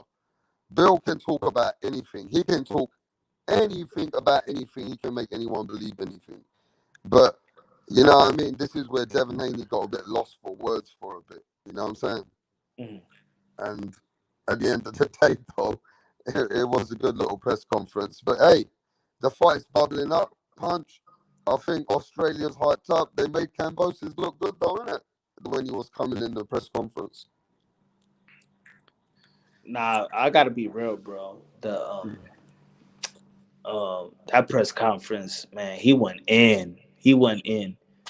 But do you feel like you know what I'm saying, got Devin Haney you know what I'm saying, mad? It didn't seem like he got Devin Haney mad though. No, Devin Haney staying composed. You know, I like what George said to Devin Haney. He said, let me tell you something. Where I come from, rats don't fucking last. So when I fucking deal with you, Teofimo Lopez is going to be looking for you. and he said, don't worry. If Tio don't get you now, he's going to get you soon. Because he goes, I'm going to make sure I speak to Tio what the shit you kind of said to me. And then he went on another press conference on Fight Hub TV, on Australian version. And he said, yeah. He goes, wait till Tio really finds out. He's going to catch up with him one day. He said, Teofimo Lopez is going to get Devin Haney, trust me. Yeah, right on the storm. Good looking out, man. Salute, brother. Yo, you try to say that's here from Lopez? He said if you go back to Vegas, you better watch out. Here from Lopez he's gonna get you for ratty. he said Vegas, boy, you better watch out when you get back to Vegas, bro. he goes, he ain't no gangster. He acting like a gangster. He ain't shit. He's a rat. Yeah, man. I feel sorry for Devin though a little bit because he's in Australia by himself. You know what I mean? He's not really by himself. He got entourage. Listen, what happened to Devin Haney's hype man? The hype man. Where the fuck's the hype man? I don't know. Where the fuck is Devin Haney's hype man, which is always hyping? Lord Devin Haney. Yeah, where the fuck is Lord Devin Haney? That man is hyping out all the time, man. Where the fuck is he? Why didn't they send him? You know what I mean? Nah, but hey, do you believe that Devin Haney's gonna get the last laugh? I think that Devin Haney's gonna get the last laugh. They said that he's there with Devin, but Australia got him under manners. Australia told Church, they said, hype man, you can't be shouting in the press conference like you think you are. You don't own this place. Yeah? You better listen because this is down and under or we're gonna make you under and down. They must have said something to hype man because I can't hear Church. Church sounds like he is really in church because he ain't speaking right now. I'm not hearing him, Punch. This is a letdown. Bill Haney would have kicked him in his face. He would have told him, what the fuck you doing? Shout and fuck this shit up. You know what I mean? This is why they need Bill Haney, bro. Love him or you hate him. Bill Haney is a man who knows how to make Dev, and he can make Dev look better. At the end of the day, I think Australia's not making Dev, it looks like, you know what I mean? You know, this is where I feel for Bill Haney, bro. I'll keep it real with you. Fuck all the smoke and fuck everything else. If that's my son, then I'll be riding and dying with my son from day one. Am I right or wrong, Punch? Yeah. Of course, man. Bill's been riding, Punch. You know and I know. Bill's been riding and dying with Devin from day one. But that's the son, of course, man. He got to. And I think, to be honest, it's not even about that he's missing his trainer, because I believe that, you know, we know Devin Haney, he got a lot of trainers and things of that nature, and Bill Haney has done a wonderful job being the manager and you know, managing his career. What goes outside of the sport of boxing, you already know, being very transparent with us and the boxing world. You know what I'm saying? I think that Devin Haney is going to miss somebody taking care of the things that needs to be taken care of outside the ring. And that's why I think it could hurt Devin Haney. You know what I'm saying? Like, come fight night, like, they could do a lot of shit, you know what I'm saying, to make Devin Haney be very, very uncomfortable. You know what I'm saying? Like, who's going to be taking care of you understand, the outside things.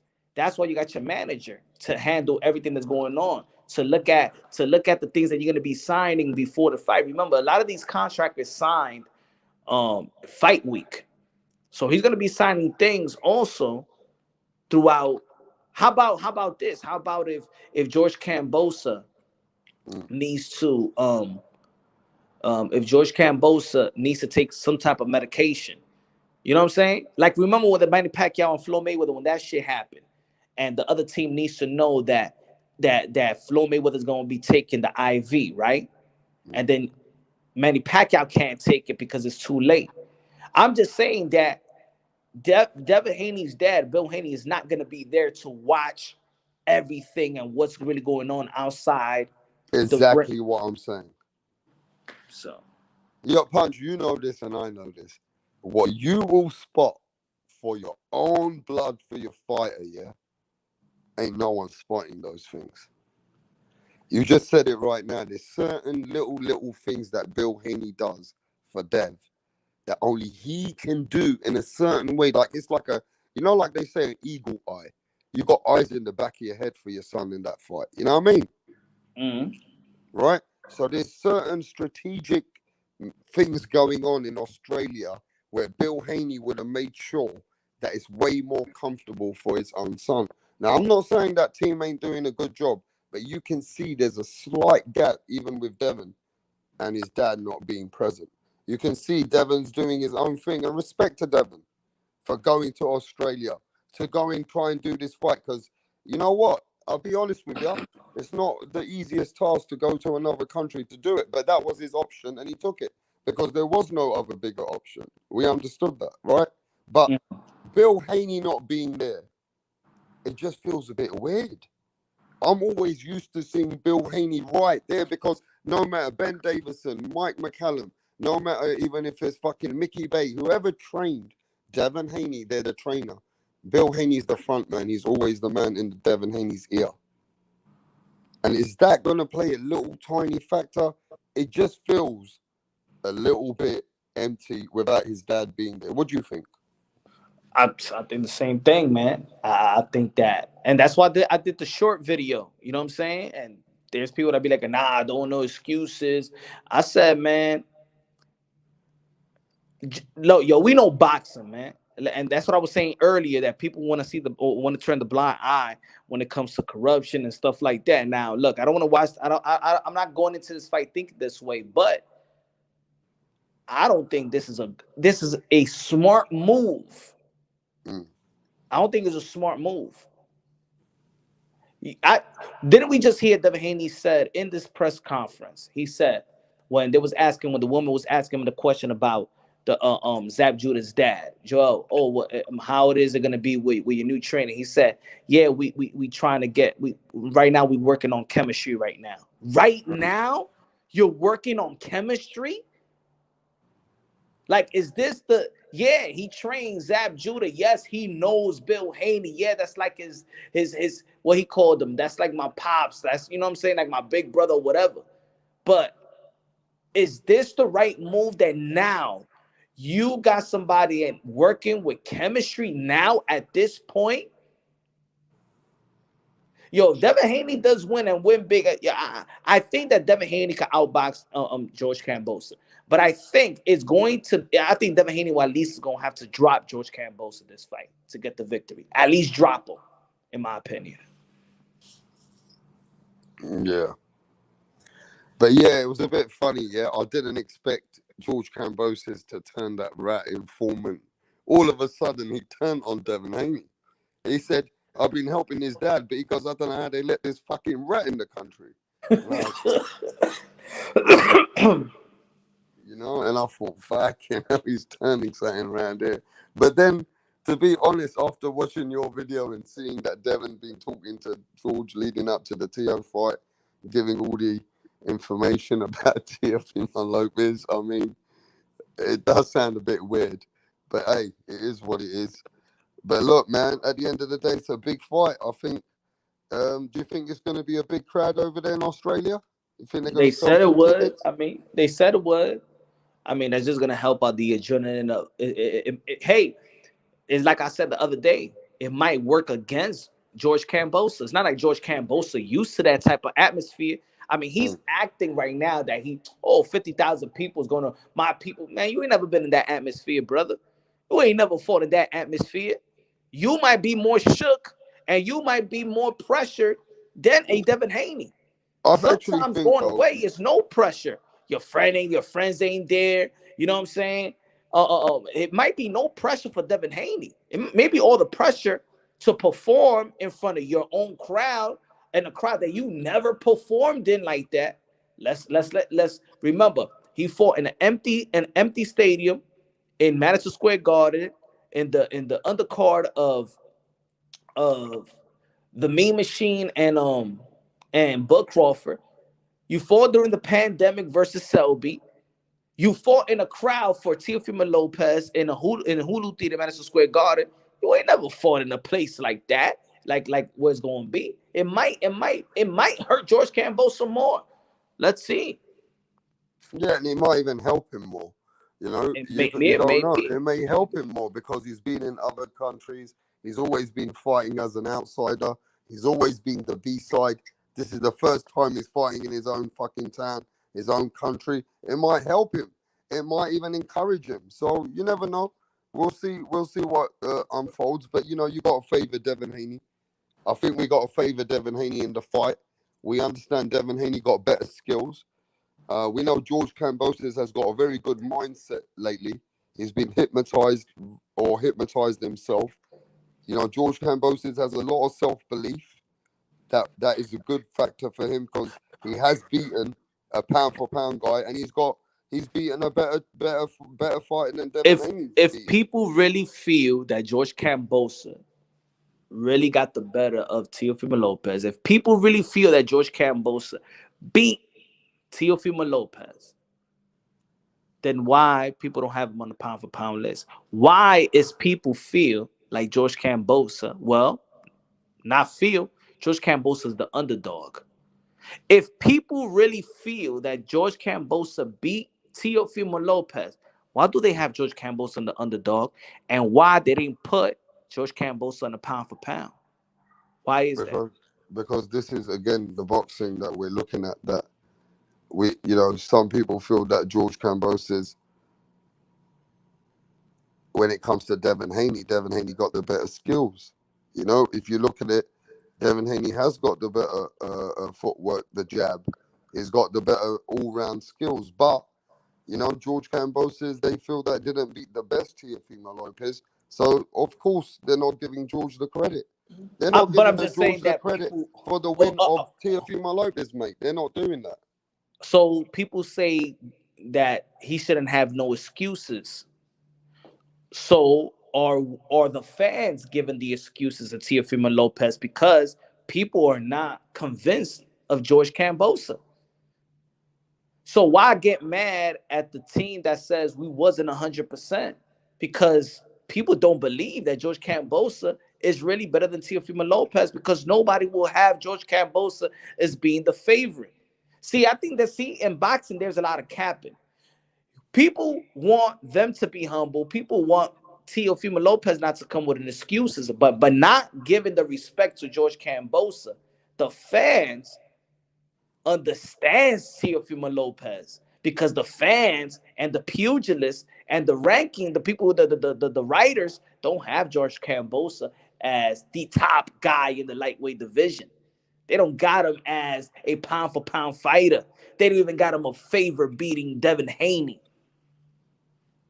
They don't believe in George Kambosos.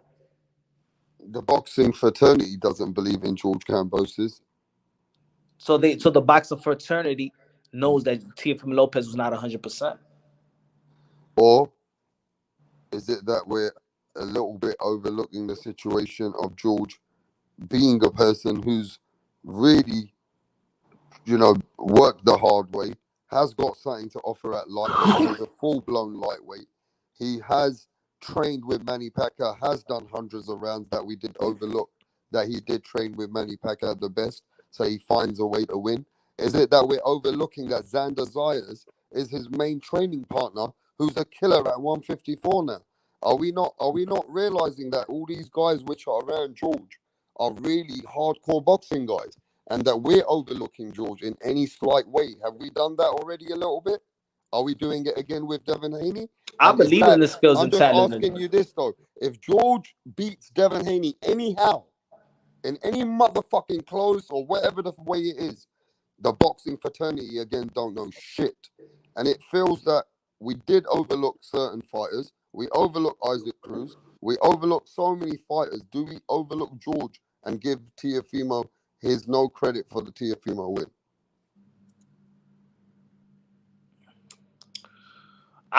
I give credit to George Kambosos. I give credit going to the Teofimo Lopez fight. I don't think that the boxing world are convinced by George Kambosos. I just see some contradictions in the way that people feel about that whole situation. You know what I'm saying? I mean, certain people in the chat you can see understand that George does bring pressure. Now, if you understand as a hardcore boxing fan, which you already told us about, that George is a very consistent fighter, you were one of the first people to tell people that people are overlooking George because he does have a lot of pressure. If he, you know, he's very active in a fight, and it's not like George is not a live dog. We got to understand. I feel No, like he his a self live belief dog. is there, huh? George Kambosos is a very live dog. He's a very, very live dog that is right now in his prime. You know what I'm saying? And we saw that he stayed in the gym after the Teofimo Lopez fight. So he just saying gain weight, gain the belly, gain like 30 pounds and stuff like that. He stayed in the gym. He stayed in the gym. Devin Haney, you know what I'm saying? He's a constant professional as well. So I think it's gonna be a great fight. Um, I think it's gonna be a great fight. It was a funny press conference. Um, and But moving on from there, what do you feel about Ryan Garcia saying F Golden Boy Promotions when he was going back and forth with Leonard Ellaby? Well, first of all, Ryan Garcia must have paid Errol Spence 20 bands today morning. He did tell Errol Spence that he bet him 20 grand for Rolly Romero because he was just trying to do a bet. And Errol Yo, Ryan told him, Garcia don't pay him back. Earl Errol Spence make told him, smack this Errol dude. told him, and this is Danny Garcia, you can hear it. Errol said, don't play with my money though. So Ryan said, I'll pay the next day. So Ryan must have paid Errol his 20 grand. But you know what? Ryan seems like a man of his word anyway. You know what I'm saying? He seems like a kid who, or a guy who will back his word. So I believe he paid Errol Spence his 20 grand today, you know? And yeah, I don't know, man. I don't know if you look. Maybe Ryan was saying, Leonard Ellaby said, "Nah, man, Golden Boy's not gonna let you fight Tank Davis. Golden Boy won't let you fight Tank Davis." And Ryan said, "Fuck Golden Boy. I want the motherfucking fight." So do you blame him for saying that? Punch? Nah. I think I understood where Ryan Garcia is coming from. You know what I'm saying? That's like if um I mean, not now. You just gave a good example. You know what I'm saying? That's like if you saying, "Hey yo, punch, man, for real. We need to handle this shit." And I'm like, "Man, we need to handle it right now." Yeah, but your brother, man, fuck my brother, man. I'm talking to you right now, rap. You feel me? I'm not saying really forget my brother, but hey, yo, I'm talking to you face to face right now. Let's, you know what I'm saying? Don't devalue what I'm saying and who's in front of your face. Don't be mentioning nobody right now. And I felt that was the energy. Man, fuck all Yeah, the but boy Punch, you have promotions, to man. I'm understand, right? talking to you right now. Let's make the fight. Yeah, but Leonard Ellaby and all them are gonna say, "Yo, Oscar don't want the fight. Golden Boy's not gonna let you fight, Ryan. They're not gonna let you fight Tank." So what he said is, "Fuck Golden Boy, bro. I want the fight." So I think Ryan's just saying what Ryan got to say. You know what I'm saying? At the end of the day, I feel like he's just saying, "I want the fight." It ain't about Golden Boy. But I know what you're saying. It just sounded like, look, they're making Ryan look like he's shitting on Oscar De La Hoya's brand. You know what I mean? So, well, now go to boy promotion. They signed a new deal with the zone. So, if because I said this earlier, I don't know if you was listening. I said let's keep the same energy. You know what I'm saying? This unbiased, logically, and objectively talk. When people will say to Bud Crawford to go sign to PBC, you know what I'm saying? Go across the street if you want the best fights. If you want the cash cow, the best fight, the money fight, whatever, go sign with PBC. If you want Canada Alvarez, Jamal Charlo, why don't you sign with the Zone and stuff like that? Why don't people say, because everybody's calling out Tank Davis, Everybody is calling out Tank Davis, all his contemporaries. Why people don't say go across the street and sign with Mayweather Promotions if you want to fight with Tank Davis? Why people don't say that and keep the same energy? Yeah, if his contract's out, then but they know that they won't take care of Ryan. Maybe Ryan knows that Mayweather Promotions will probably not take care of him. He don't have that relationship with them. Maybe he don't trust them like that, right? I mean, he's not the sort of man that thinks he's going to jump into Mayweather Promotions. Mayweather Promotions has not done everybody every good. He's had a lot of fighters. They've only been able to build Tank Davis, Punch. Yeah, they're all saying, yeah, Mayweather Promotions looking good now of Tank Davis, but let's keep it real. They've not been able to make stars.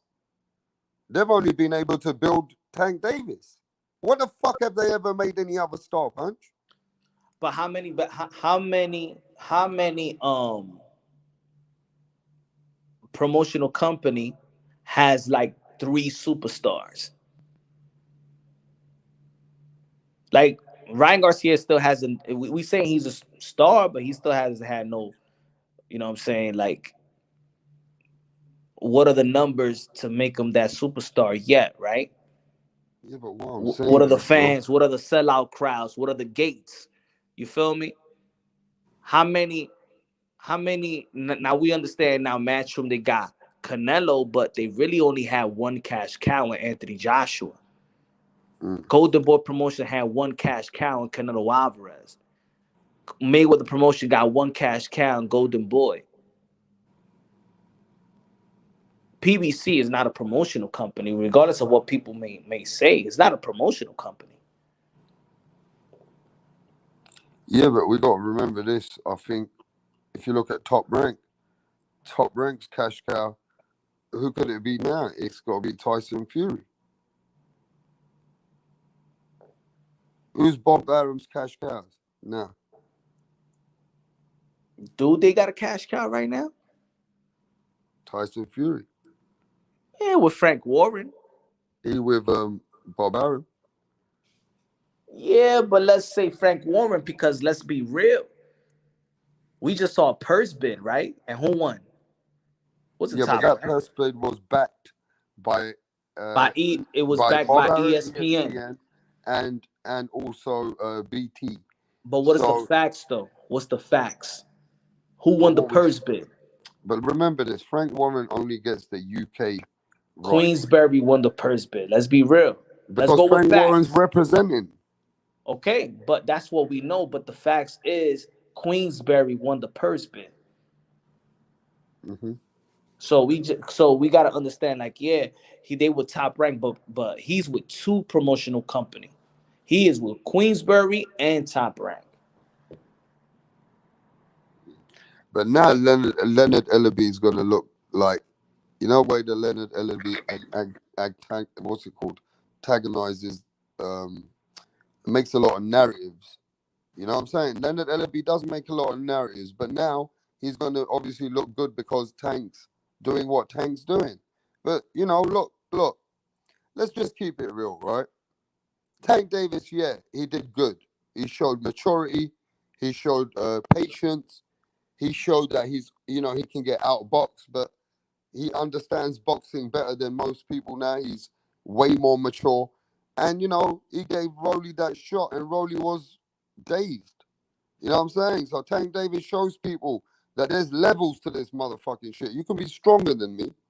You can be tougher than me. You might be a more aggressive fighter than me, but you ain't got the skills and the ring IQ like me. And Tank Davis showed that yesterday, right? But Or were what you I'm saying, impressed? Were you impressed with Javante Tan Davis yesterday?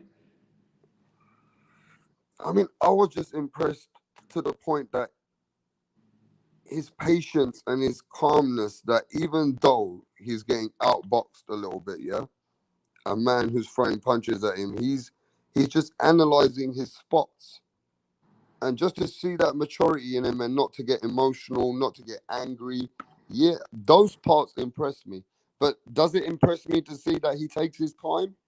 Does it impress me seeing that he gets outboxed a lot, that he's willing to lose a lot of rounds to get to the point where he needs to be? You know what I'm saying? Yeah, those things are not that great. You know, maybe does it mean he's lazy, that he's not willing to, you know, he just wants to get comfortable before he engages the way he wants? No, I just think sometimes you got to remember this, Punch. Everybody's not going to win every round. Some people have a different way of fighting, and Tank Davis gets it done. So you telling me that you had in the back of your mind that Rolly Romero could outbox Javante Tank Davis for let's say 6 rounds? Who had that analysis that we would be saying by the 4th round, Rolly Romero's outboxing Tank? Could we even could a boxing fan say those words prior to the fight? We'll be like we're fools. If I tell you, watch, Rolly Romero is going to be outboxing Tank in the first half of the fight. Well, you know, you got to remember this. Tank Davis wasn't willing to engage with Rolly Romero. He was letting him be aggressive. He was letting him throw those shots because he also was trying to analyze and, you know, download his data so that he can kind of work out what kind of shots he needs to land or where he's going to set him up. Let's not forget about this though. That But was why a not give beautiful Rolly some double credit punch. Let's go on. why not give Rolly credit that he does got more boxing skills than what people give him credit to? Why it has to be the same thing like the Lomachenko? Oh, he wasn't throwing any punches. So, it was because Javante Tank Davis just didn't want to throw. It wasn't nothing that Rolly was doing. No, I mean Rolly was throwing, you know, showing aggressive. He was coming forward. He was throwing a lot of punches. He was using his jab, using his distance to lead from the jab. But to be honest, I never saw that shot coming that sweet. The way that Tank was trying to be, you know, patient, comfortable, just weather the storm and trying to set him up, that was a sweet punch, bro. Tank Davis, that was a sweet punch. I Yeah, mean, but even Tank Davis said that he didn't even throw it that hard, so he wasn't trying to get him with that shot. well, It wasn't that shot wasn't Rolly designed. walked into the shot. Yeah, so Yeah. if he walked into the shop, he's doing everything right, right, second nature. But even Javante Tan Davis said, I didn't even shoot that one hard. He just ran. He just walked into the shop. Yeah, but Tank Davis is not that kind of fighter as well. If it would have carried on, like he said himself, he said I would have took him to the deep trenches and then I would have stopped him. He goes, I knew I had to bring him into the later rounds. So Tank already had a plan. He knew with Rolly he's gonna have to try and find ways to tire him out, let Rolly get a little bit gassed out, let Rolly keep punching, you know, throwing his punches, and you know, Rolly uses a lot of what's that called? Menace, power, angerness in his punches. So at some point, Rolly would have got tired, and then Tank would have started to land on him. And this this guy goes. This guy goes. It's like y'all know Tank the best fighter out, so y'all act like he doesn't exist. It seems like you just came from another channel, thinking that people's talking about something that you ain't even.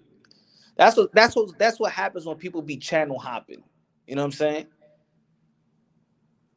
Like where you come up from with that? It's like y'all know Tank the best fighter. Tank is a special fighter, one of the best fighters in the lightweight division. Yeah, but to be honest, Tank Davis now, you know, these Lomachenkos, the Devin Haney, even the George Camboses, even the Ryan Garcias, these are the fucking names you want to see Tank Davis fight, man. Now, especially now that Tank Davis is going through these fighters, which are not even ranked in divisions, not the fighters that people really can say, yeah, Tank Davis is that guy. We still haven't got that fight at the lightweight division, and we still ain't got that fight at 140. We To don't be know what the honest, to fuck be to tell you. honest, to He's be good. honest, He's great. He looks good. to be honest, Mm. who cares? Who cares when the world is saying that Tank is the guy? Who cares if everybody is calling, all his contemporary calling out Tank Davis? Shakur Stevenson wants to move up and calling out. He wants Tank. Shakur Stevenson is not calling out the win of George Kambosos and Devin Haney. He's calling out Tank. Ryan Garcia is calling out Tank. He's not calling really the win of Devin Haney and George Kambosos. He wants Tank. Ryan Garcia was calling out Tank and Isaac Cruz. Teofimo Lopez came out the fight calling out Tank. People want Tank. Tank don't got no belt to give nobody. So in reality, do people care? The fans ain't care at the Barclays Center. The fans don't care in Atlanta. The fans didn't care in California. The boxing pugilists really don't care. The guys that's calling out Tank Davis, they not seeking for no belt. They already have put Tank Davis as the guy in 135 without having to fight none of them. Those are the facts. Whether people like it or not, Tank has reached the mountaintop without proving that he needs to reach to the mountaintop because his contemporaries has given him to him. His contemporaries respect him too much. I believe that some of his contemporaries, I'm not going to say all, but some of his contemporaries are fanboys of Tank Davis. Well, let me tell you what's happened to boxing then. Today's boxing stars, Tank's a star, right? Tank's a star, yeah? Tank's a star in America, right? Superstar. Okay. So now Punch is saying a superstar today is a man who doesn't even have a proven resume. A superstar today is a man who's not fighting other champions. So today's superstar of boxing is not a proven fighter. It's not a Mike Tyson. It's not a man who's fighting like Lennox Lewis. It's not a man who's been like Sugar Ray Leonard. It's not a man who's been like Floyd Money Mayweather even. And it's not a man like Manny Pacquiao. It's not a man even like superstar for Puerto Rico, which was Tito Trinidad. It's not Miguel Cotto. This superstar that Punch is talking about, yeah? Gervonta Tank Davis, the American superstar that you all are talking about. He's got not a proven resume. And he's got fucking Madonna coming up there. Like he's fucking the Mike Tyson of the world. And Mayweather Promotions has made a superstar without being the fucking superstar boxer. Isn't that crazy? But what I'm saying is, isn't that fucking crazy? What I'm saying is that his contemporaries, his quote unquote potential future opponents, look at Tank Davis as a fan. Shakur Stevenson is a fan of Tank Davis. They don't have the same energy, bro. They're fans of him. They're fans of him. So we got different fans in boxing. We got Jake Paul fans. Nah. I'm talking about we got Ryan Garcia fans. I'm talking about the fighters. These fighters are fans of Gervonta Tank Davis. Yeah, they look up. I'm telling you right now, they look up to Tank Davis. I'm talking about Shakur Stevenson, Devin Haney. They look up to Gervonta Tank Davis. Okay, so what you're saying is the vibe around Tank and the aura around Tank is the superstar aura, because he's got the superstar aura, but he ain't fighting no fucking top fucking fighters. He's not fighting the number one, number two guy. He's not fighting the number one, number two guy at lightweight. But what I'm telling you, that the reason he's that guy is because it's not just the media. It's the fighters that are saying, I want to fight him. No, in reality, you look, Rapstar, let's be real. If it's about legacy, and I always say legacy reigns supreme. If people really want legacy, they'll be calling out George Kambosos. They're supposed to be wanting the strap. Ryan Garcia is yelling. He's going to the Tank Davis fight to want Tank Davis and calling out Tank Davis. Are you going to Australia? Tell me what fighter is going to Australia June 4th to call out the win of Kambosos and Devin Haney? Who? So what you're saying is everybody's chasing the bag. Tank Davis is the money fighter. So everybody's chasing the bag. Nobody's chasing legacy if you can make the bag. You get me? At the end of the day, all I'm saying is it's a different time in boxing. If the superstar of boxing is Yeah. a man who's not fighting the fucking stars and not fighting the top champions, then we're in a different fucking time of boxing. Justino goes out and says, "Damn, so Punch is saying Tank was 72 when he said Canelo is me at 168." Yep, he is. Whether people like it or not, he is. So even Teofimo Lopez is chasing the bag because Teofimo Lopez said he want to fight Tank at 140 Exactly. So if why would he want Tank anyway? because he knows it's a big money fight. Why Shakur He- Stevenson want Tank? It's a big money fight. Why Devin Haney will want Tank? I Why don't Ryan know. Garcia wants Tank? It's a big money fight. Tank is that guy that they can make that bag with it. You can make money for diamonds, Lamborghinis, everything with Tank. You know what I mean? Tank's that guy. He brings the crowd. He brings the people like him in America, especially. Yo, but So he's yeah, bringing the crowd and he's bringing this. Oh, look. There's one thing. Like, if you're not in that division, right? Let's say you're not in that division, but you're still going to that fight. You're not in the promotional company. You know, sometimes let's say when PBC fighters are fighting, other PBC fighters go to those fights, right? Because that's they in the same in the same umbrella. Top ranked fighters go to top rank, right? If Bud Crawford is going, then a lot of top ranked fighters are going to get tickets for that fight. You may see Tio, you may see Shakur Stevenson, you may see Zayas, you may see Ali Walsh. You understand what I'm trying to say? These guys are going to Tank's fights, though.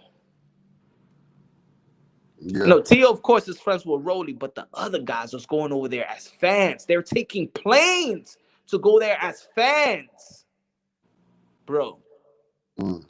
They're going as fans, man. Yeah, so Tank looks like a star because everybody goes there to watch him. Yep. So he looks like the star. You know what I mean? Everybody's the one. All the other stars are going there to watch him. So of course, Tank Davis bringing the excitement, innit? People like this guy. Yeah. So regardless if he's not fighting the top guys, it don't matter no more. Is what you're saying, Punch? It don't. It don't matter, bro. It don't It don't. matter. I'm telling you, it don't matter. It only matters. Belts now only matters when people want to debate about something. They want to diminish somebody else's and they want to bring the belts. It don't matter.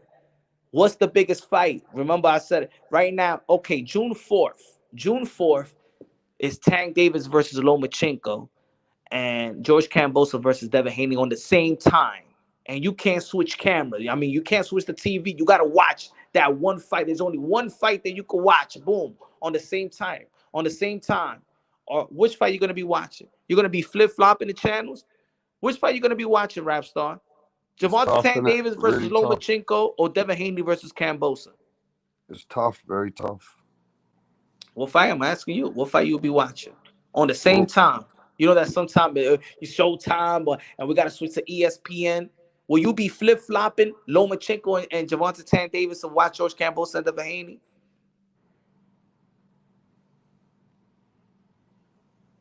yeah, very All fucking. right, put it this way. Put it this way. Since we're boxing content creators, right? You got to do a live show. You got to do a live commentary. Same time. Which fight are you going to pay attention to? Do the live commentary. Devin Haney versus George Kambosos or Javante Tank Davis versus Lomachenko? Well, at that point, Javante Tank Davis and Lomachenko will be pay per view. I'll probably be getting paid more money for commentary on that fight. Which would forget it's no pay-per-view. What fight will you be doing the live commentary? Punch Rapstar Boxing Knowledge.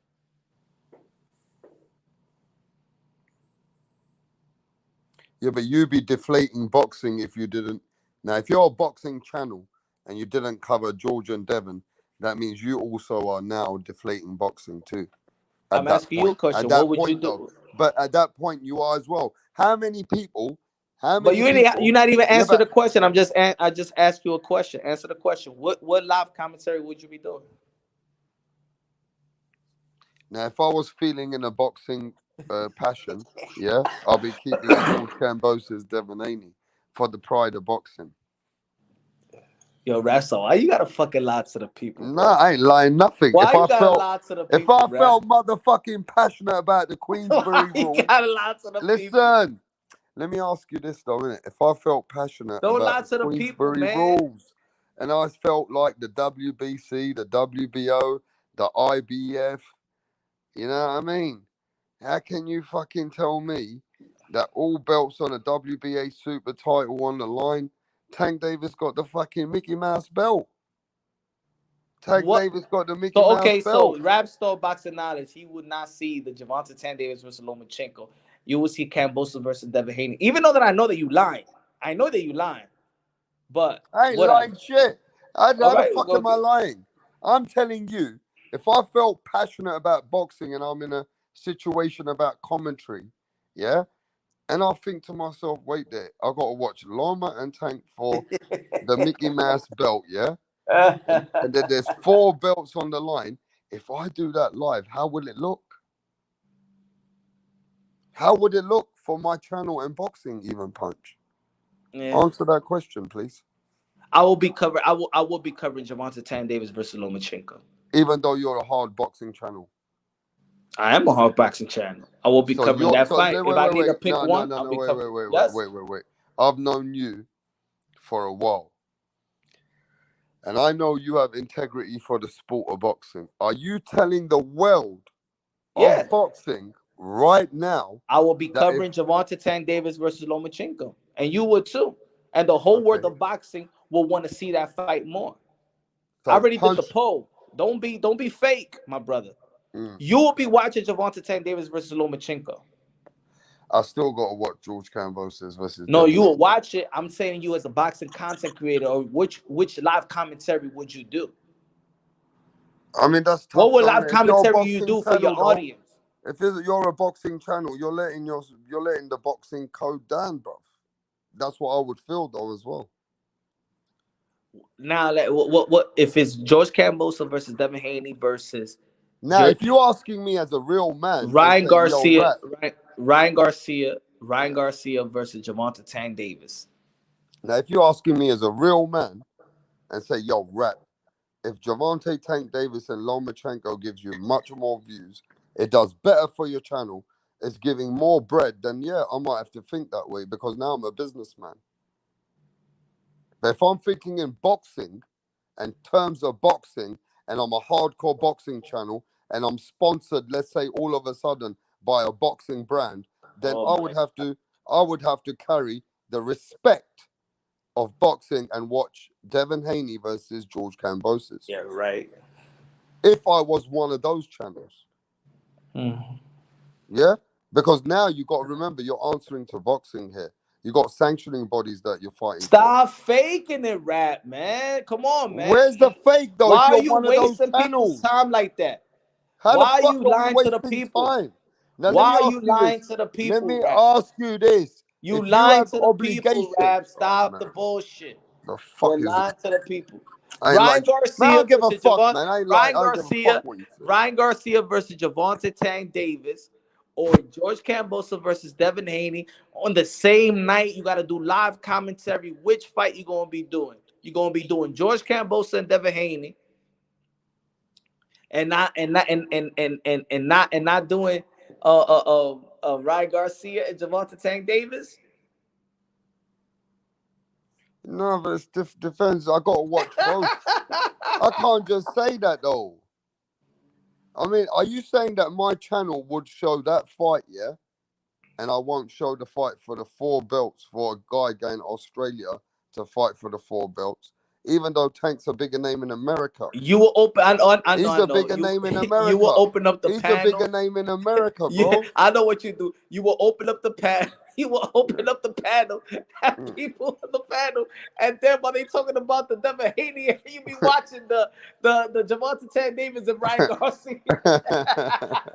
No, look. Obviously, yeah, Javante Tank Davis Loma is an exciting fight too. It is an exciting fight, and it'll be a very interesting to be watching that. But how can we, as a boxing channel, feed the subscribers a belt for the Mickey Mouse belt, yeah, and say that we don't give a fuck about the other fight because we're more interested in these two guys? Okay, I give you a better one. I give you a good one. And this, okay, this one's gonna be harder, man. Maybe I you're gonna don't. be And right. anyway, I don't even do lives. I'm just saying, so if you would do live, Mm. Tyson Fury versus Alexander Usyk, Deontay Wilder, or Anthony Joshua. You have to do one live commentary. Which fight would you do? Same time, same day. I'm a Tyson Fury fan, bruv. So which you would do, the Tyson Fury versus Alexander Usyk or the Anthony Joshua Deontay Wilder? Man, I'm watching Tyson Fury, who's the winner, and I mean this. I don't care what Punch thinks. Fuck Punch, yeah. Punch thinks Deontay Wilder AJ's the biggest fight. They're both losers. They both losers. They're both loser against loser. I'm watching Tyson Fury, the winner, the man who only wins, versus Alexander Usyk, another champion, a man who only wins. Fuck All those right, two let losers. me ask the I chat ain't then. watching Deontay Wilder versus Let's ask the AJ. chat. Let's ask the chat. You can ask the Same fucking chat. time, same time. You have one fight to choose to watch. You can only watch one fight. Anthony Joshua versus Deontay Wilder or Alexander Usyk versus Tyson Fury. Which will be the fight that y'all watch? The I'm people in watching the chat. Tyson Fury. Punch wants to watch loser versus loser. And that I'm fight watching is Deontay Wilder versus I ain't gonna Anthony lie to you. Joshua. I ain't gonna lie to you, Punch. Hey, Punch, I ain't gonna lie to you though. That Deontay Wilder versus AJ is an exciting fight. It's an exciting fight too. But I gotta watch Fury for the undisputed, bro. Listen, what am I gonna watch? These two just got beaten up. You know what I mean? Yeah, I love the fight. Don't get me wrong. Deontay Wilder versus AJ. If that fight was on its own, then I don't give a fuck about no fight. I'm watching that fight. Well, But Fight Fury has been exciting to watch though of late. So we got yeah, I'm watching Fury, bro. Trust me. Fury's knocking people out. So I want to see how he's fighting Usyk. Fuck Deontay Wilder. I don't mean that. Deontay Wilder and AJ is a big fight. But I ain't watching that if it's going to be Usyk versus Fury. But look, with Tank Davis versus Loma, that's an exciting fight. That's more exciting than Devin Haney versus even Kambosos. But styles make fights. So what are you trying to prove? What you're trying to prove is that other fights don't need to be for legacy. They're bigger fights for the public and the attraction. I'm You're not not really talking trying the to rap prove. stuff. I'm not really trying to prove that. What I'm saying is that it's out of our hands. It's out of our hands. We are the one that's always talking about legacy reign supreme. I'm submitting to what the fighters want now. We look. Let's be real. We're trying to micromanage and trying to hold this moral of boxing. The fighters are not trying to hold that no more. And the fans have submitted to it, or the fans only want to protect the morals when it only favors, when it only caters to whatever argument they have. See, this is why when I talk about Demetrius Andre, 80% of the people here talk shit when I talk about Demetrius Andre. They don't give a fuck that he's a champion. They don't care he's a WBO champion. They don't give a fuck. They don't give a fuck about the unification bout between Demetrius Andre and Triple G. But when it comes to Javante Tank Davis, now Javante Tank Davis needs to care about belts. Nah. Yeah, and he needs to care about the motherfucking people which come to watch his fights. They don't do nothing but shooting. There was shootings going on, bro. Nah. In reality, people just want to see the best fights for them. They just want to see a good fight. And the fighters, they calling on Javante Tank Davis. They not out there stressing to fight George Kambosos. They're not calling them massively. Ryan Garcia is not. Ryan Garcia is calling out Devontae Tank Davis and Isaac Cruz, two guys that can't give him no belts. Shakur Stevenson is a unified champion. He's calling out why we don't hear Shakur Stevenson calling out George Kambosos, saying, I got the winner of Devin Haney. I'm moving up to the 135, becoming a 3-division world champion at my age, and I'm calling out and then top rank. Shakur Stevenson should be like licking his chops, but why he don't want to call them out? Well, either he's friends with Devin Haney. Mhm. Hey, listen, let me tell you this though. After Tank showing me that patience of his fight, yeah, and I know you don't like that kind of fighting because you feel like, you know, when you come against elite guys, losing those kind of rounds are not something you can tolerate. But you got to remember this: Tank Davis can fight in different styles, and if he was forced to fight in a different way, he would. And I believe now, Tank Davis is a threat for fighters which are better skilled than him. And I'm not talking, I'll tell you, this is going to be crazy. Tank Davis's worst enemy fighting style is one man. He wants to, and everybody needs to remember what Rapstar's saying here now. There's only one guy who can fucking take it to Tank, and his name is Teofimo Lopez. The rest of them, they got a fucking chance to get hurt. Shakur Stevenson is a great fighter. He can outbox this kid. But Tank is a man, if he catches you, he's going to fuck you up. And I'm telling you now, Devin Haney gets fucked up by Tank. If Devin Haney can't stay composed for 12 rounds, he's getting fucked up by Tank. But I think Shakur Stevenson, yeah, but I reckon no matter what, if you're not composed for the whole 12 rounds, Tank can catch you. And I think the only fighter who gives Tank Davis really a fight who can probably fucking beat him, and that's Teofimo Lopez. He beats him. Look, I said it before. I think that Shakur Stevenson will outbox Tank.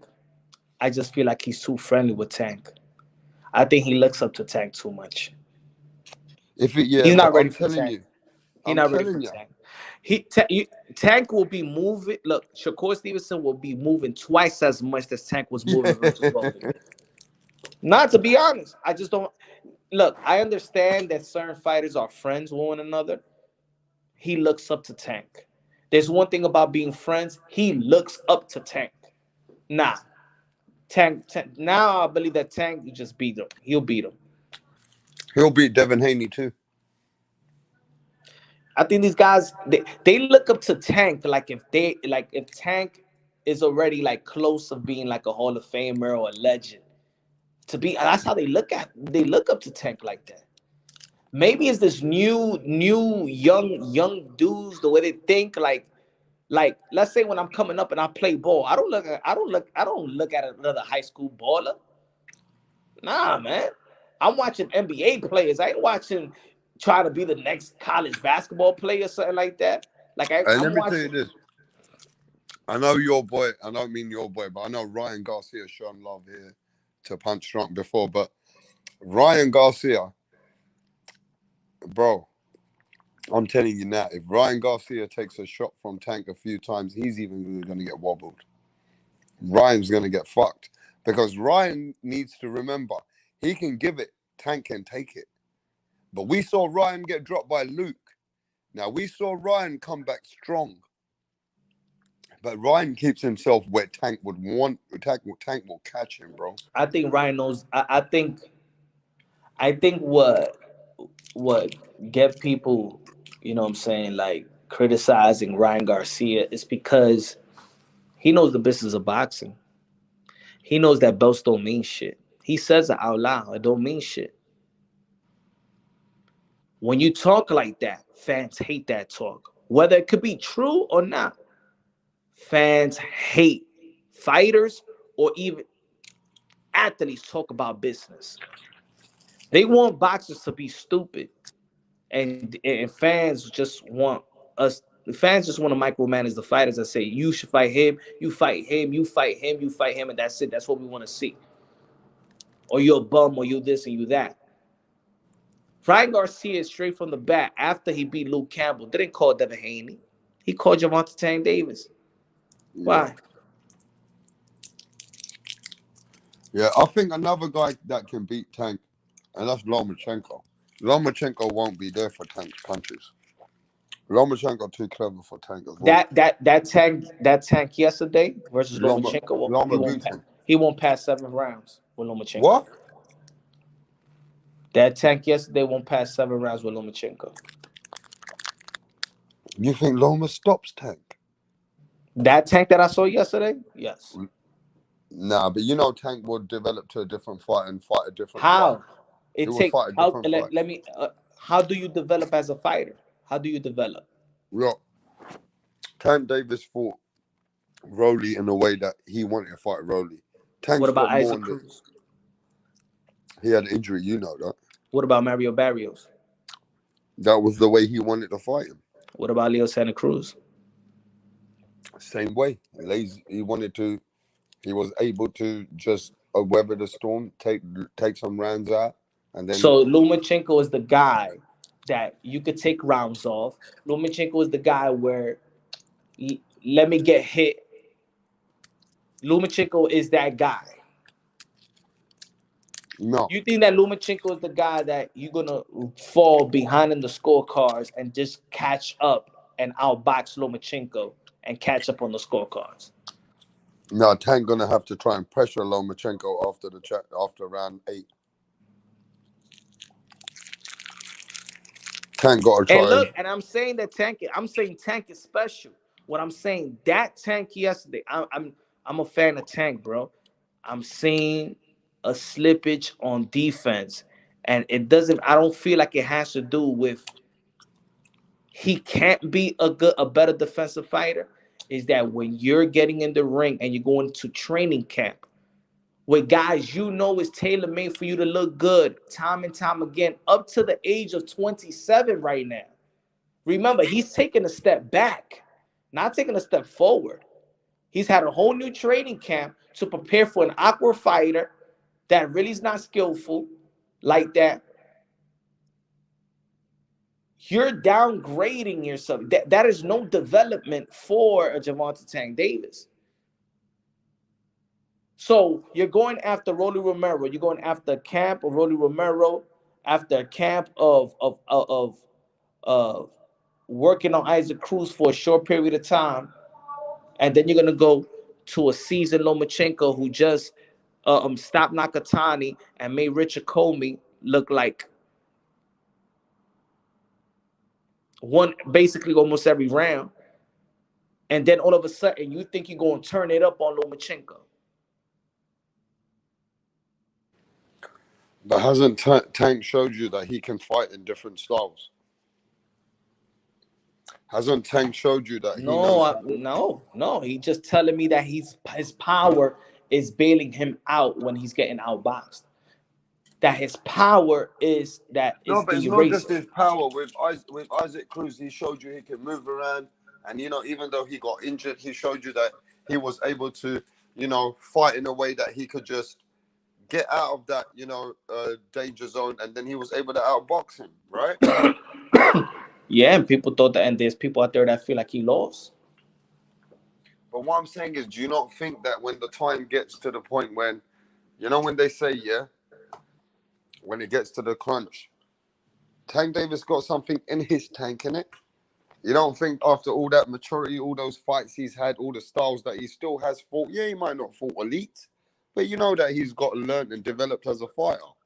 So you would expect that some of his experience till 27 would guide him in a way in the fight with Lomachenko, that he would know that he couldn't be taking rounds off that early.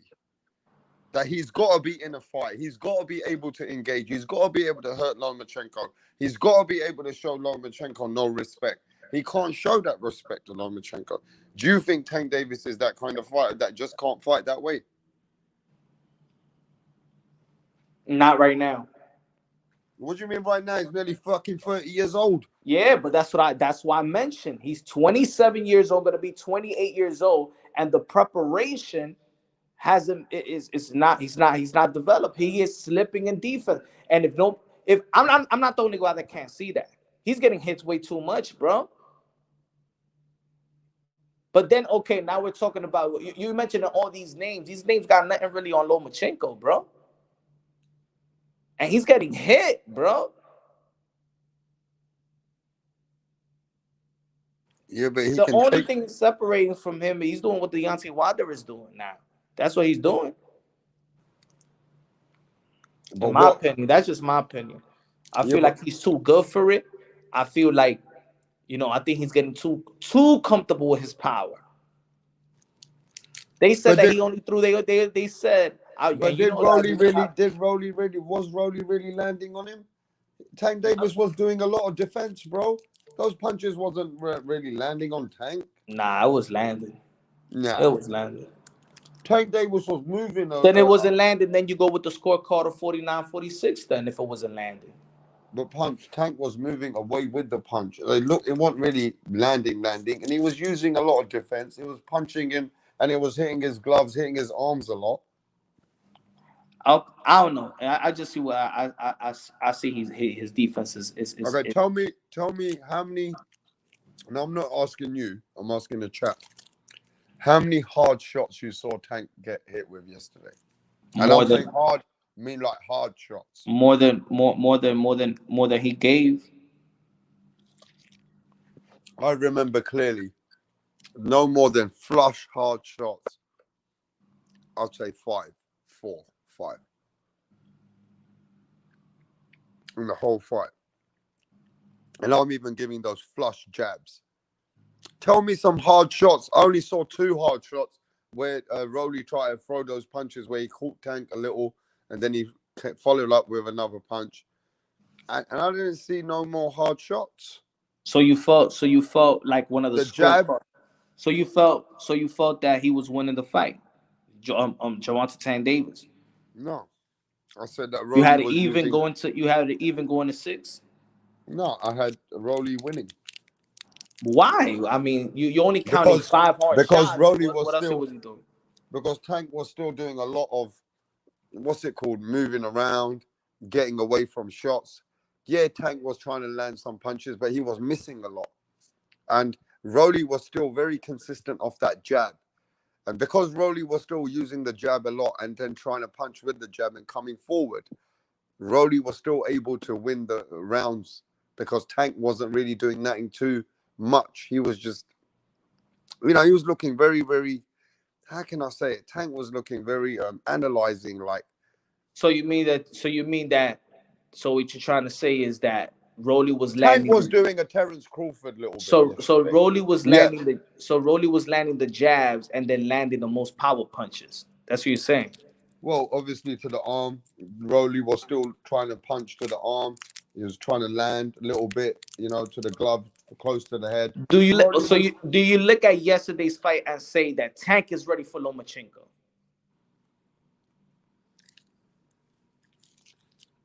I look at yesterday's fight and I think Tank Davis has got something in his sleeve that can make him fight more if you put him under that pressure.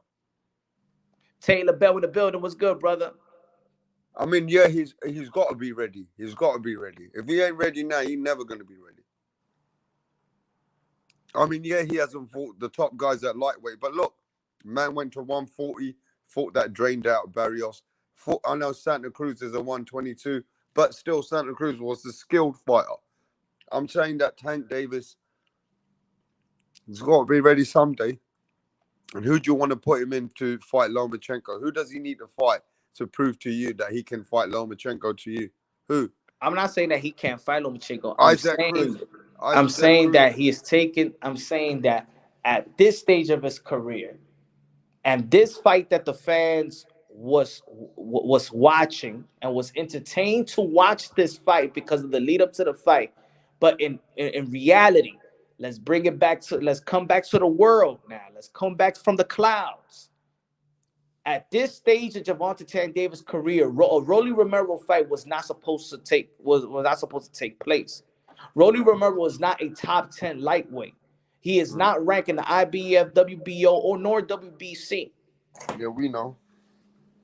So from going from Isaac Cruz, well, it's supposed to be it was supposed to be Gervonta Tank. It was supposed to be Rolly Romero, but going from Isaac Cruz, who just entered the top 10, Going backwards to fight Rolly Romero.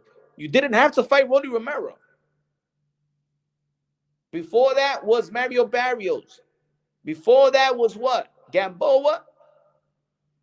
Yeah. You're putting him in front of guys that Salem's made for him to look good. But you're doing it for far too long. He's going to be 28 years old. They're doing it for far too long. So when it's time for him to face that competition, and we're jumping from Rolly to Lomachenko, I believe, yes, with the potential skills and talent that he could sharpen up, yes, he's good. But I don't think leading up to a Lomachenko is a smart move. Even though I want to see the fight. But how I see Gervonta Tank Davis taking these type of punches, everything has to do with preparation, bro. Everything has to do with preparation. But in that conversation, none of them are then ready for Lomachenko. Everybody's got to be ready for Lomachenko at some point, regardless of if they haven't fought those calibers. Because Loma's that kind of fighter that you can't get fighter Shakur for. Stevenson is more prepared to fight Lomachenko than Gervonta Tank Davis. I doubt it. Oh yeah, now maybe at 130. That's what I'm saying. Why? And okay, if I'm saying that, why am I saying that Shakur Stevenson is more prepared to go into a fight with Lomachenko next than Gervonta Tank Davis? Why? Because he fought two champions. But how does he look fighting those two champions? He's prepared because he's had fights with those elite level champions. He looks like he's in another level. Mm-hmm. Offensively, defensively, intellectually, he's in another level compared to those two champions. Gervonta Tank Davis just looked like he had more power than Rolly Romero. That's all he looked yesterday. Let's be real. That's all he showed, that I could knock him out with one shot. I can't out-jab Rolly. He didn't out-jab Rolly. He didn't out-throw Rolly. He didn't out-land Rolly. I'm talking about Gervonta Tank Davis yesterday. That guy is not ready for Lomachenko. And I'm saying to you, that Gervonta Tank Davis fought Rolly more in that way because it was Rolly Romero. Because at the end of the day, even if he couldn't master, he let Rolly do what he had to do for the first few rounds. I feel that Tank Davis purposely fought like that. He was just trying to catch his shots. Kenyon Lofton punched Rolly is ranked dud. I know where he was ranked in the WBA. And I know the politics of boxing as well, Lofton. He is not the Virgil Ortiz that's ranked high or Boots Ennis that's ranked high in every belt federation.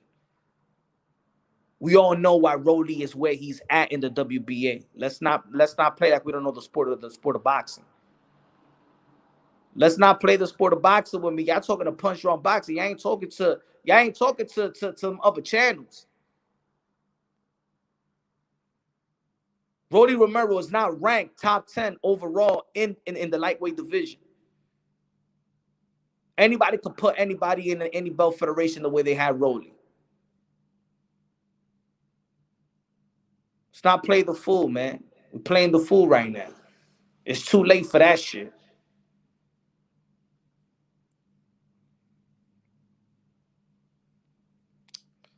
But Punch, every Canelo fight, they always have him down on the scorecard until the KO. Man, he don't look like he getting outclassed. And look at the guys that he did. He was down on the scorecard versus Kovalev. Who's Kovalev? A potential future Hall of Famer.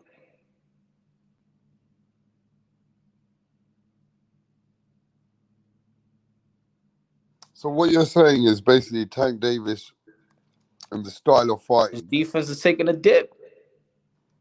I don't know if nobody see. Am I the only one that's seeing him get hit too frequently? No, but I thought his defense wasn't okay. I thought Tank Davis didn't throw much. And I thought Tank Davis was doing a lot of moving around, trying to get away, and his shots were missing a bit. But I thought he was trying to, he showed us it was all about timing. Tank was warming up 4th and 5th and landing. Now, he did start getting a little bit better. But what I'm saying is Tank was waiting for his timing. But what you're saying is that he gets lazy. Like, he lets rounds get slipped out of his hands. And if he fights elite guys, he can't afford to do that. He just ain't Bro, going to get the win. we talking about Rolly right here, bro. He needed 4 or 5 rounds to warm up to Rolly. Imagine what the fuck he's gonna need for Lomachenko.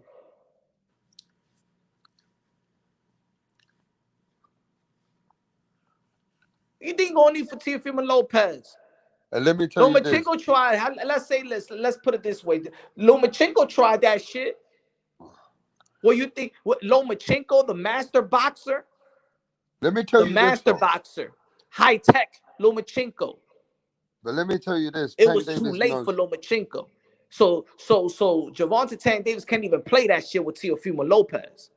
Warming up to Teofimo Lopez, you're gonna get way outboxed by Teofimo Lopez if you're gonna wait on it.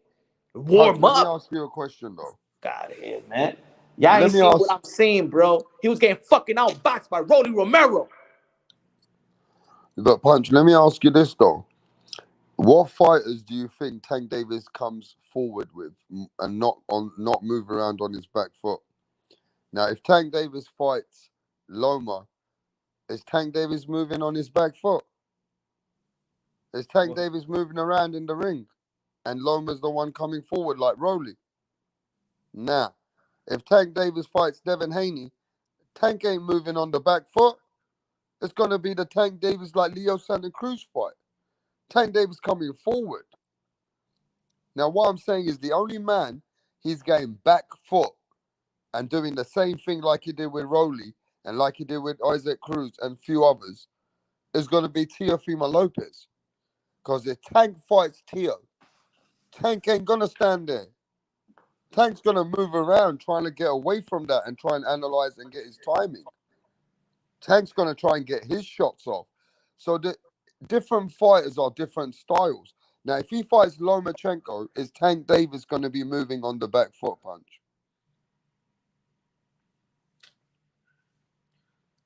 Man, he's gonna be looking like he got 2 left feet with Lomachenko the way he fighting. I'm gonna say it like that.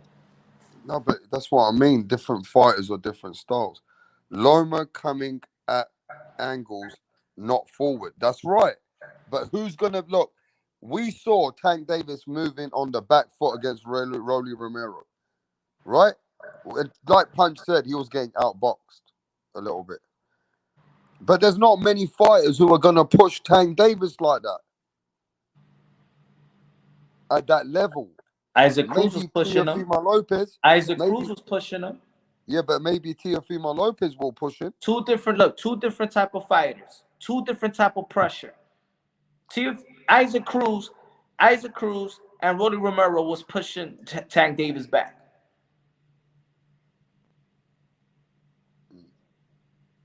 Working on the back foot, and guess what? He was actually losing. But that's what I mean. If he fights Loma, I don't think he's running away. I don't think he's running from Lomachenko. You know, I think the fight's going to I'm be saying different. that Tank Davis, in my opinion, that Tank, not the potential that he could, not the potential with Gervonta Tank Davis. I feel the potential of Gervonta Tank Davis is special. I'm gonna keep on saying I feel like Gervonta Tank Davis is special. Yet you give him these type of opponents time and time again, these training camps, time and time and time again. By the time you gotta, and then you gotta understand what the other guy is doing, what Lomachenko just did, what Shakur Stevenson is fighting, and then you just coming out of fucking Rolly Romero in a camp with Rolly Romero, and you still getting hit.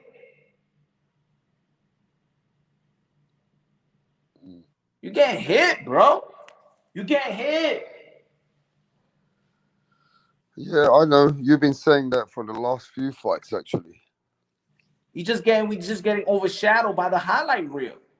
A lot of fans, because nobody, once you will get a knockout, you don't leave it in the judge's hands. You don't give a fuck what happened in all them rounds. But who could be his fucking next opponent now? Ryan Garcia. You think that fight's gonna get into fruition? No, I think that fight is not gonna happen. But I think this No. is two fighters that I think he's upping his competition. Yeah, but where does Tank Davis go from here, bro? I mean, he's gonna sign back with Mayweather Promotions, right? The And winner of George Kambosos and Devin Haney. Good fight. so now you're giving us something that will make the fans angry because it's very unlikely to happen. Given the you know what?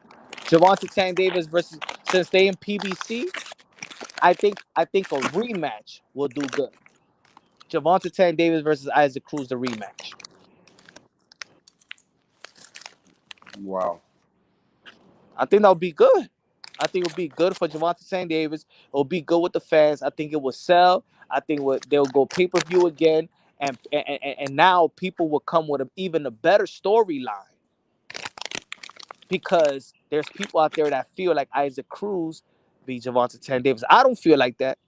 I don't feel like that. I think that Javante Tank Davis did enough to win that fight. When I saw it like a week after, you know what I'm saying? Maybe a draw. I understand a draw, but I didn't see Isaac Cruz winning. But I could see why people felt that Isaac Cruz won that fight. Yeah, but who is that? The only fighter that PBC and Mayweather Promotions have got in their camp at lightweight. Michel Rivera. But I That's don't think they're better. going to do it. I don't think they're going to want to do that for Michel Rivera. So I do think an Isaac Cruz rematch. So I, I, you think he's gonna sign obviously back with Leonard Ellaby and that? no, I think he's going to stay with Showtime, Al Heyman. And I think he's going to stay with those people. With the same team that he got, minus Mayweather Promotions. And I think that Mayweather Promotion will actually flip the bill on his next fight. Meaning that he's going to work his fight. Mayweather Promotion is going to work his fight, their next fight, but he's not signed to Mayweather Promotions. It's going to be Mayweather Promotion, TGB. I think it's going to do it, the same shit, but without him being under Mayweather Promotions. Just like Mayweather Promotions did Manny Pacquiao versus Keith Thurman. They was one of the promotional team that flipped the bill. I feel like they're going to do that to his next fight.